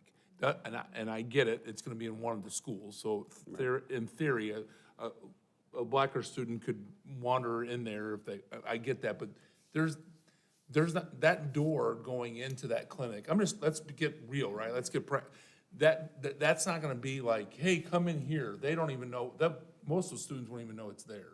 It's an outside door that comes in. So our kids, when we talk about this consent, our parents have to bring their kids to the clinic physically. I think that's a big piece, because I think some people. It absolutely is. And that's a good question of some people, that I don't know if that's been clear, and I want to make sure that's clear. Not in tonight's presentation, but just as we've been talking. No, understood. Absolutely, there are some districts, student clinics nationwide. I'm not speaking for Missouri, the 500 and approximately 20 school districts in the state of Missouri. We're talking about tens of thousands of school districts across our nation that have operated with transport services from that school building into a district-based clinic. We are not looking at doing that for a number of reasons, but I'll be very clear, we do not have the capacity to do that as a district regardless. It's just not there. So yes, this is a clinic where transport services from the parent to the clinic wouldn't be necessary. And obviously, I think as all of us, I think as parents, let me say it that way, we do want to be present. And we don't like, our expectation is for parents to be present with their children when they're receiving these services. You know, this is a resource, as I discussed last time, and as we heard at the beginning, that we think is necessary due to societal constraints, none of which any of us have created in here, but certainly we believe we need to be responsive to if we're able to do so. And I think that's incredibly important for us when we're talking about educating children. Simply put, we believe this is a game changer for our parents. And it's for our parents and our students. It's not for us to have kids go there. It's for the parents to take them there, and it's more access to get the help they need for our kids. Well, and I think we want to address the student as a whole. I mean, student achievement is important, but I think you're addressing social, emotional, physical in their health. I mean, we're concerned about their health overall. Obviously, our main goal is educating, but I see this as a huge benefit to our families and aiding, I mean, student achievement is one of the main priorities of our district. So knowing that kids can be taken to a clinic and seen, you know, instead of waiting a couple days or paying astronomical copays. And I like the accessibility that will help a lot of families, which, as you're pointing out, now we're supporting the purpose of an education isn't just the book any longer. It's having the health all, along with that. And this will address that for so many families. I think it's a win-win situation, and and also already knowing the relationship we have with Care to Learn and knowing what wonderful things they've done for our district, to have them so enthusiastic about this is a great opportunity and a great idea for your district is just another little caveat. And I will say this, as you see the MOU, Jeremy's done a really, really good job of working with Compass to make sure that we have protection on this situation as well, and that we are going into it in a very safe place, meaning we have 30 days. I mean, we can stop this if we need to. We'll be watching it like a hawk, what it looks like. We want it to be successful. And where it sits, the fact that the parents have to bring, I hope our parents do use it. I hope we get it I mean, I hope it works well for us. But we're going about it about as safe as you can to make sure that our parents are in control of this thing. And that's the bottom line. Question as well. Yeah, Jeremy, thank you for all your work. I'm just looking at this and just looking at all the angles, looking at the nurse thing that we looked at earlier. And I just want to make sure that, you know, if we go forward on this, I can definitely see the advantages of it. But is it covering the needs of the district? And when I say that, I look back and I look at everything that was brought in that other presentation about what the major issues are, what the major concerns are, what the things that are coming and going up, like autism spectrum, operational or oppositional defiance, ADHD. We're looking at those type things, and these are more like behavioral type things.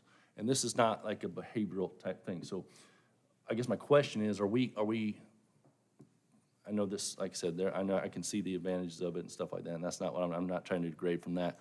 But are we focused in on the right areas is what I'm thinking. I think that's an excellent point, Brian. I truly do.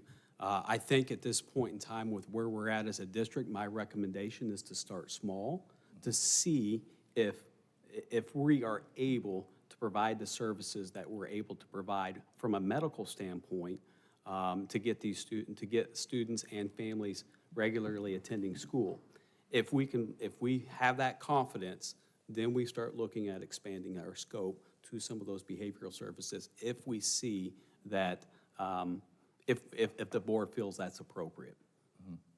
We have families that can't, we have families that can't get to the doctor.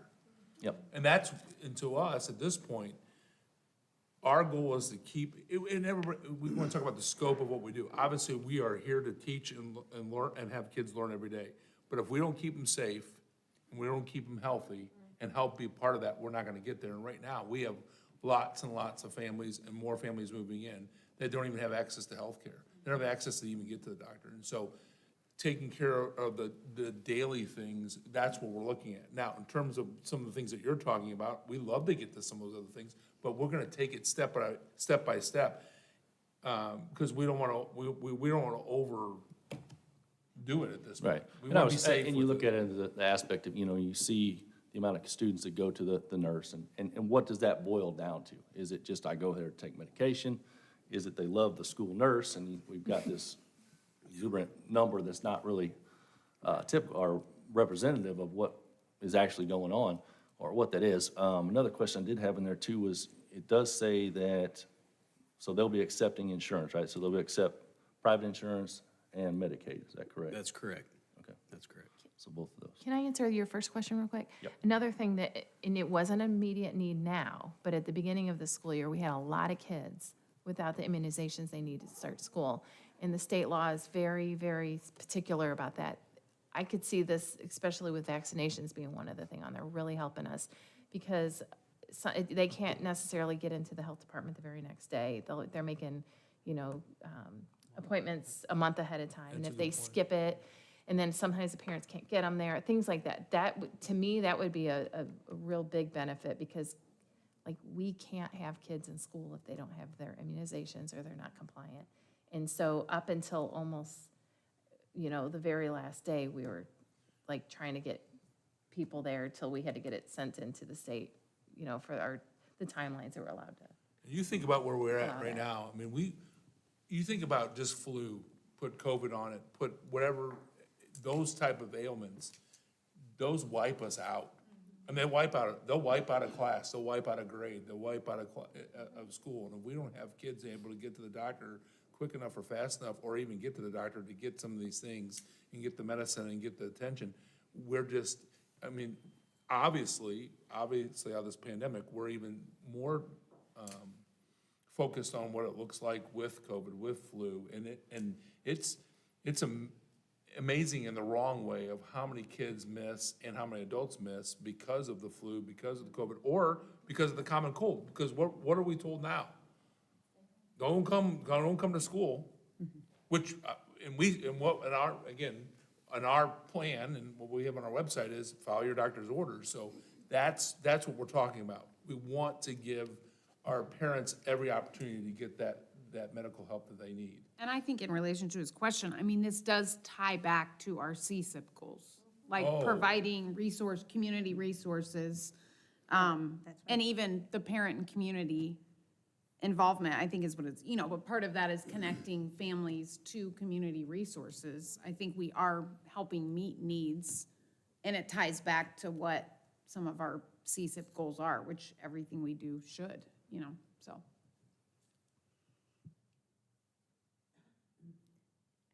Hearing no I got a further. couple. I just wasn't fast enough. Oh, no, that's okay.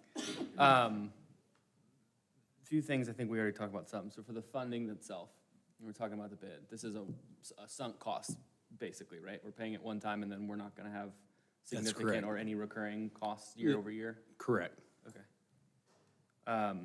Outside, there's one door just in from the outside, nothing from Correct. outside, inside? Correct. Is there going to be some form of security of getting through that door, or can anybody just walk up to it and open it and walk in? We do have a key card access on that door, so it could be locked with a flip switch at the counter. Cool. Okay, I knew you would know most of these. Do we know what we're going to do for the term length? Right now, it's blank for how long we're going to do it in. Yeah, we do not have a term length on this MOU because we can break it at any point in time, well, with 30 days' notice. Sure. But we do not, and we are not obligated by state statute to have a term length on this. However, if the board feels that's necessary, we can certainly include that. We're just going to leave it blank? Correct. Okay. Thank you. Okay, that clarified it. So we're just going to put it in there. Are we going to still yearly look at it to continue it? Absolutely. So what I would typically do, and what I will recommend, but not part of the MOU with Compass, is we would meet monthly, look at survey data, and also look at what conditions are being seen inside the clinic. Okay. The services they're gonna provide, there's those 4-5 boxes. Yeah. We're just, all of those are gonna be checked. That's my recommendation, correct. Okay. I wrote another question because of what Brian brought up about should we add more, like behavioral coverage, but we already talked about that, so we won't have to go back into that again. The consent itself and the parental attendance. There, I think it's like Article 20, you gave a couple, or the MOU gives a couple references to like consent for treatment documents and patient documents and stuff. I don't think those were in here, and that's fine, but are those, do we know what those look like? We don't, because we want to make them, we want to design them so Okay. they can upload in PowerSchool. Okay. So I spoke to a lawyer about that piece. His advice back to me was that's not substantial in nature for the MOU. You include the language, and then we can develop those. So we've done examples that we will then craft Yeah. and make. So any question that we'd have around what the forms look like, or what the policy will end up being, what rights are, what the actions are if they breach or provide a service that they're not supposed to, those things are coming in the future after Correct. MOU? Okay. Correct. Created not by Compass, but By by an us. outside legal. By outside legal and then approved mutually between both parties? Between both parties, correct. Okay. We already meet all the obligations? Have we met all of Yeah, our are we obligations? able to meet all of the obligations? in Absolutely. Section B? Well, with the approval of the clinic and bid tab. I understand. Okay, If we Just- approved it today, we wouldn't automatically be That's just unable a- to comply. correct. That's just in a little bit. Okay. I'm getting, I have it and I wrote on it. Sorry. B1J, it has, district will cooperate for obtaining parents' informed consent if required for students to receive services. What does if required mean there? Like if they don't have it? Or are there So- situations where they're not gonna try to get it? That's, so say Blackhurst were to have a condition, immediate medical need, what would require 911. Is it responsible for that person, medical professional, especially if it's a physician, to come out and address that? I would say yes. So we don't want to get the language so strict that we delay that response. So if required, we are saying as a district, informed consent is required for those standard visits. But we also have to leave a little bit of leeway out there for that person to respond in a professional manner for those instances that will be very, very, I hope they never happen. Defined. Yes. They will be defined. correct. Okay. I think Well, and let's that's, be honest, it'll probably just be there at that school, because we're It not gonna. could be, it could be it. I know, but what I'm saying is, to have them go somewhere else, maybe hard, but for the most part, we'd have other medical people there, or I want to throw in too that sometimes undiagnosed, untreated medical conditions can cause anxiety, can cause depression, can cause absenteeism that you don't even realize it's due to illness. And if children and their parents feel comfortable going to a doctor, to the clinic, they know they can afford it, we might be able to avoid some of that anxiety, some of that depression. But the first thing you do when you're dealing with somebody that's presenting with those kinds of conditions is you determine that there's nothing physical. So the clinic would be very beneficial there. are we gonna go into the, I know you wanted to start with the MOU. I think I have other questions that probably tie more into the presentation, or like the supplier. Do you Okay. wanna wait to go through those till we do the other things? I don't know what your flow through is. I don't wanna interrupt your speed, man. No, I'm just here to answer any questions at this point in time. Okay. Is it gonna be parents must be there, or it's gonna be expected that parents are there? It's going to be that they are expected to be there. That's how I It is a wanted to work. Requirement expected. Correct. Okay. Again, they have to take them to the clinic. Right, well, that's what I mean. That's what I'm saying. They have to take them there. It is not So a. even if my 17-year-old daughter drove herself to the clinic, I need to physically show up with her We can't have so a- that she can be seen. We can't have a Blacker student walk Correct. out the front door, walk Right. around, walk in and say, I have an appointment and I'm sick. Well, and I think the concern would be more students that can drive. Well- That can Let's get be there by honest, I mean, I'd be themselves. more Sure. concerned 16 through 18-year-olds. Okay, sure, fair. I don't want to get too weedy here, Well, but. I know, but. No, I mean, me. Yeah. But I'm just going to throw this out there. We have a clinic in our district now. That's a full-fledged clinic. And not one student has come to that clinic in how many years? Probably, we were running for about 8, I believe. So we're already doing it for our staff. And I want you to ask all your questions because this is a big deal.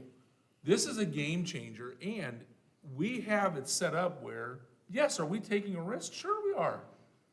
But we're setting it up where we got some safety blankets in there that we can make sure that if it's not going well, we can change course. But it is a game changer for the school district. But anyway, go ahead. No, Yeah, I don't know if you so, want- agree. I mean, I think there's been a lot of positive stuff that's been mentioned by everybody up here, and I agree with it. I am more asking, I like the idea. I think it would be highly beneficial for all of the reasons that have been said. The safety blanket is what I'm kind of worried about, I guess, or why I'm asking questions. So, yeah, it's not on the forefront of our minds, and I think that's Sure. what's being proven with even further for what we're going through. So I just wanna make sure that's what we're thinking about. Absolutely. And we're trying to make it as clear as we can. I think that clarity is gonna be super important. So, I haven't seen Integra before. Have we worked with them? Do we know anything about them? They They're in are, St. Charles. they are a St. local Charles company. company. I like that. And we have not worked with them before.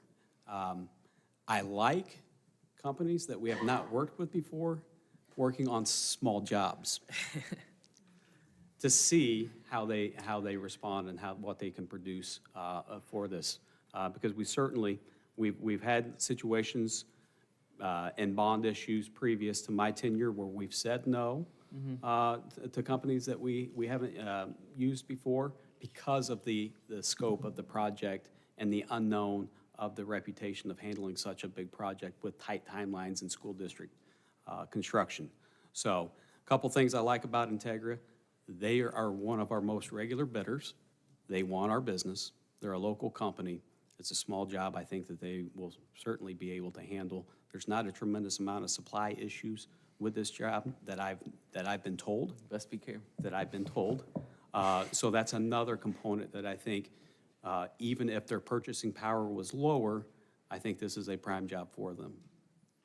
And the bids were where we were hoping to be. Maybe- Yeah, there was like 200,000 is what we first. Maybe a little higher, but. Yeah. you know, Better than Me million. personally, I was always thinking between 2 and 3, and we got in there, so.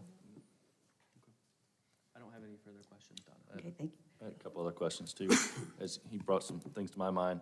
So who is the, I guess, the watch guard that'll be, I guess, There's a couple. watching over this? Right, for me personally, it would be me. Okay. Or for the district, it would be me. I would be the one meeting with Compass regularly to identify any issues, but also to gather data on how the clinic is being used. And in that data, thinking about data too was another, just kind of concern that popped in the back of my head. There's a lot of information that Compass asks for, students, parents, you have finances, you have everything when you look through these paperwork. That, some of that information is going between school, Compass. Compass won't share their information that I have on here with us. But in an agreement with the parents, that medical information that would be beneficial to the school nurse would be shared. So they're not going to share like all the stuff you see on here, but I did want to be very transparent and say this is what their forms do look So like. that's what, yeah. Yeah. So is there more security in that type of information? I know, because that information is very sensitive, especially when you're dealing with kids and stuff like that. So is there more safeguards, maybe it's through Compass or maybe it's through school, that are going to be, I guess, looked at? Compass, information. yeah, Compass, just as they would do with all of their information, would have that same system of support set up for this clinic as they would outside of the this particular Pretty clinic. much what I understand would be the same as you would go to any clinic or your doctor's office. We're not gonna get that information. Okay. I mean, it's, you know what I'm saying? Unless the parent agrees. Right, there's Two some, Right, some signing right. in there that Right, the parents can right. agree and add to that. Okay. My other thing here was looking at here, when it talks about vaccination, immunizations, I think Julie said it needs to be state required. I would add that to the things, because people are, you know, I'll be on the forefront here. I didn't want my kids to get the COVID vaccine. I didn't want the COVID vaccine, so I think just making that statement there, the state required vaccinations would be good. So you would want to limit all vaccinations unless those are state required for I educational think you get the purposes? choice. I think the Yeah, parents the can choice. choose. Oh, okay. Right, The choice, like, yeah. it's, the vaccinations aren't just, I can give any vaccine, it is, hey, you are coming with a student and child, they are up for these vaccines, or we offer these, are there ones that you would like us to perform? Not, we're just shooting stuff in. Because the Right. parents with them anyway. The parents have to have the right to give permission for any On all- vaccination that Compass makes available. That's a I better way have of been saying it, told thank that all vaccinations require consent from the parent. This is state statute.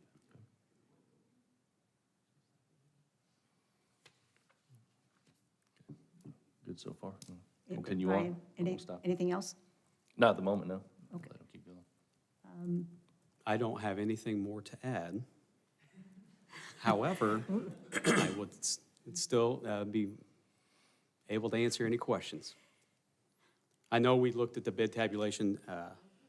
Dan, you kind of brought that up a little bit. Low bid was Integra, $258,000 and some change to get that done. You'd be looking at fulfilling the obligations of the district with that medical space that would be offered. Plenty of square footage to provide all of that. The external door, the security there. Obviously offering ADA accessibility as well. We have that component built in addition to other parking spaces. We would have to be very creative with our hours at times, especially when you're looking at the start and the end times at Blackhurst specifically, and the provider knows that, is well aware of that, what that could look like. Doesn't mean the medical professional would leave, it just may mean they don't offer hours during those times for, obviously, transportation purposes and trying to get through that line at Blackhurst if you've ever been there. This might be a dumb question too. You brought up the other clinic that's already Yes. functional. Is that, are students allowed there as well, or is it just staff only? It's staff only. Staff only, okay. And And their family. And their families? yeah, so. If they're on our medical plan. Okay. And there's, you wouldn't even know it exists. Yep. And it's already at one of our schools. And our kids don't even know it's there. And how highly used is that? We go over, we'll get a presentation on it. Yeah, I can tell you It's that. highly used. Our biggest complaint is there's not enough time slots. That's our biggest complaint, because they're filled. They're filled. Some people use it as their primary. Some people use it in conjunction with their primary, but a lot of our staff use it.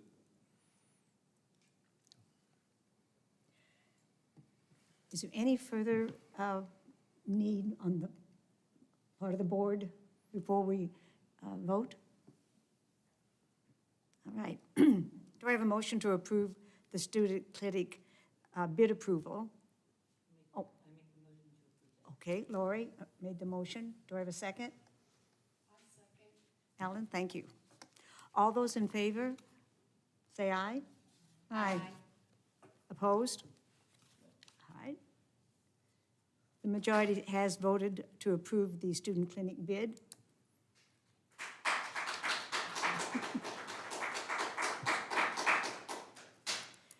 Item 9.01. You're still up, Jeremy. Still up. Yeah, you're still I up. just left it Keep red. going. Keep going. Just left it red. Obviously, as we get closer to December, you guys are well aware, our funds start to decrease, and it starts to get pretty low, right? Not a concern. We know that we finished at 21.77, I believe, as the ASBR, as the state-approved report demonstrated. So we're not concerned with that. We're going to make payroll. We'll be able to pay for everything that we're always able to pay for.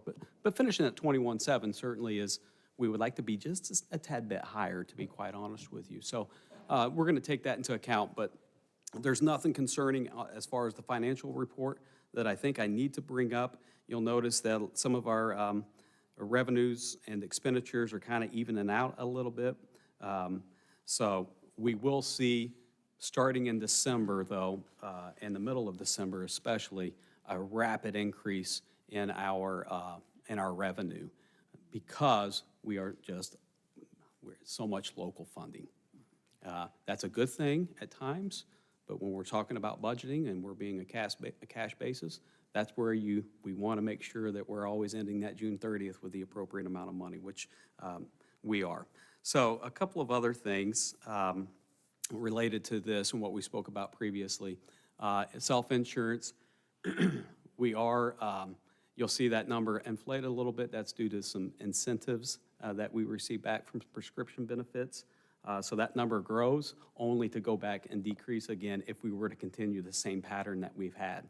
So we've received, because we're ending that end of year, for the insurance piece, you'll see those incentives start rolling in, and that's what you see there and why that's inflated, and then we start to dip again once that is exhausted, obviously. So insurance piece, been able to get around to all the buildings with the exception of one right now. That was my fault. I actually missed it today. So I've got that rescheduled for Monday with Monroe. Enrollment does end on November 15th for our employees, and that's to get everything set up within our business office for those benefits to begin on January 1st. Let's see here, hardened bid, we were projecting that to go out in December, more than likely going to be January now. A couple of reasons for that. We want to include a kitchen project in that, and Chris, if you go back to the previous slide. The food service budget right there, we have that money set aside to renovate that kitchen. So I think that's important for you to note and to see that when we do the bid for Hardin and it includes that kitchen project, we're going to have a fund to cover that expense. So I wanted to point that out to you all as well. Audit, we're going to bring that to you in December. So we're feeling pretty good at where we're at. The auditor feels comfortable that they're going to be able to provide that to us by December. That's not always the case, as we know. That field has just been hammered since COVID as far as having enough people to do audits. So we still feel pretty comfortable we'll be able to bring that to you in December. And then the other piece, I mentioned it during the previous presentation, the ESSER funding. We have positions right now that is funded with ESSER.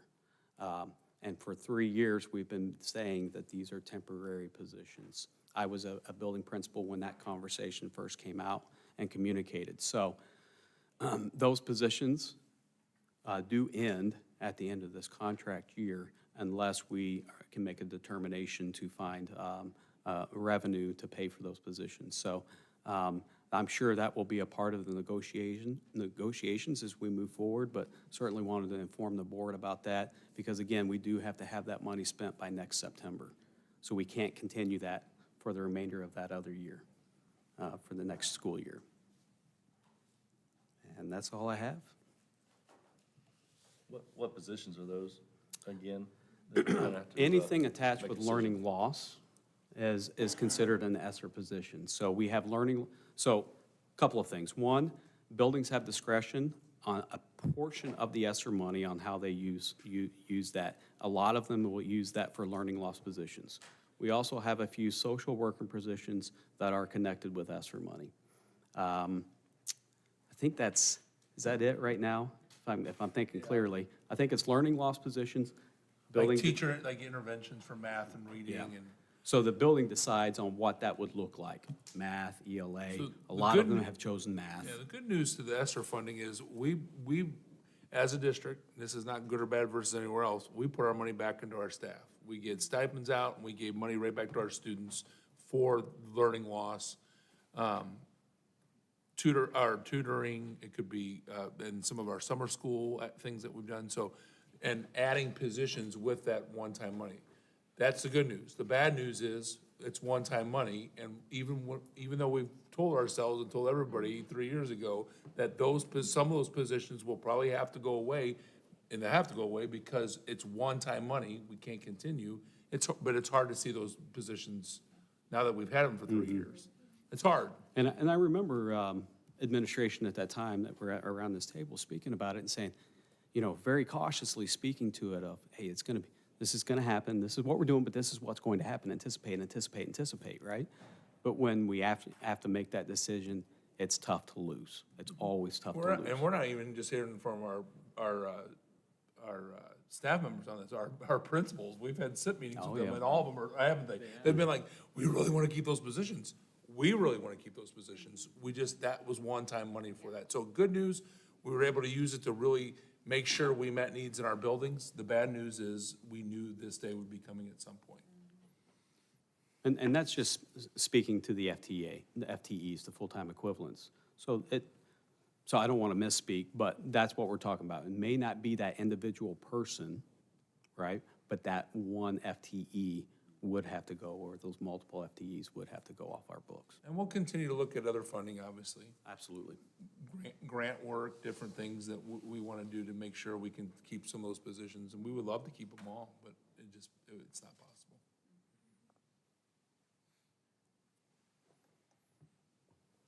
Any other questions for our financial report? Okay. Do I have a motion to approve the financial report this evening? I move to approve the financial report as presented. I second. All those in favor, say aye. Aye. Opposed? That report passes. Do I have a motion to adjourn the meeting? I move to adjourn the meeting. Second. All those in favor, say aye. Aye. Opposed? We are adjourned. Thank you, everybody.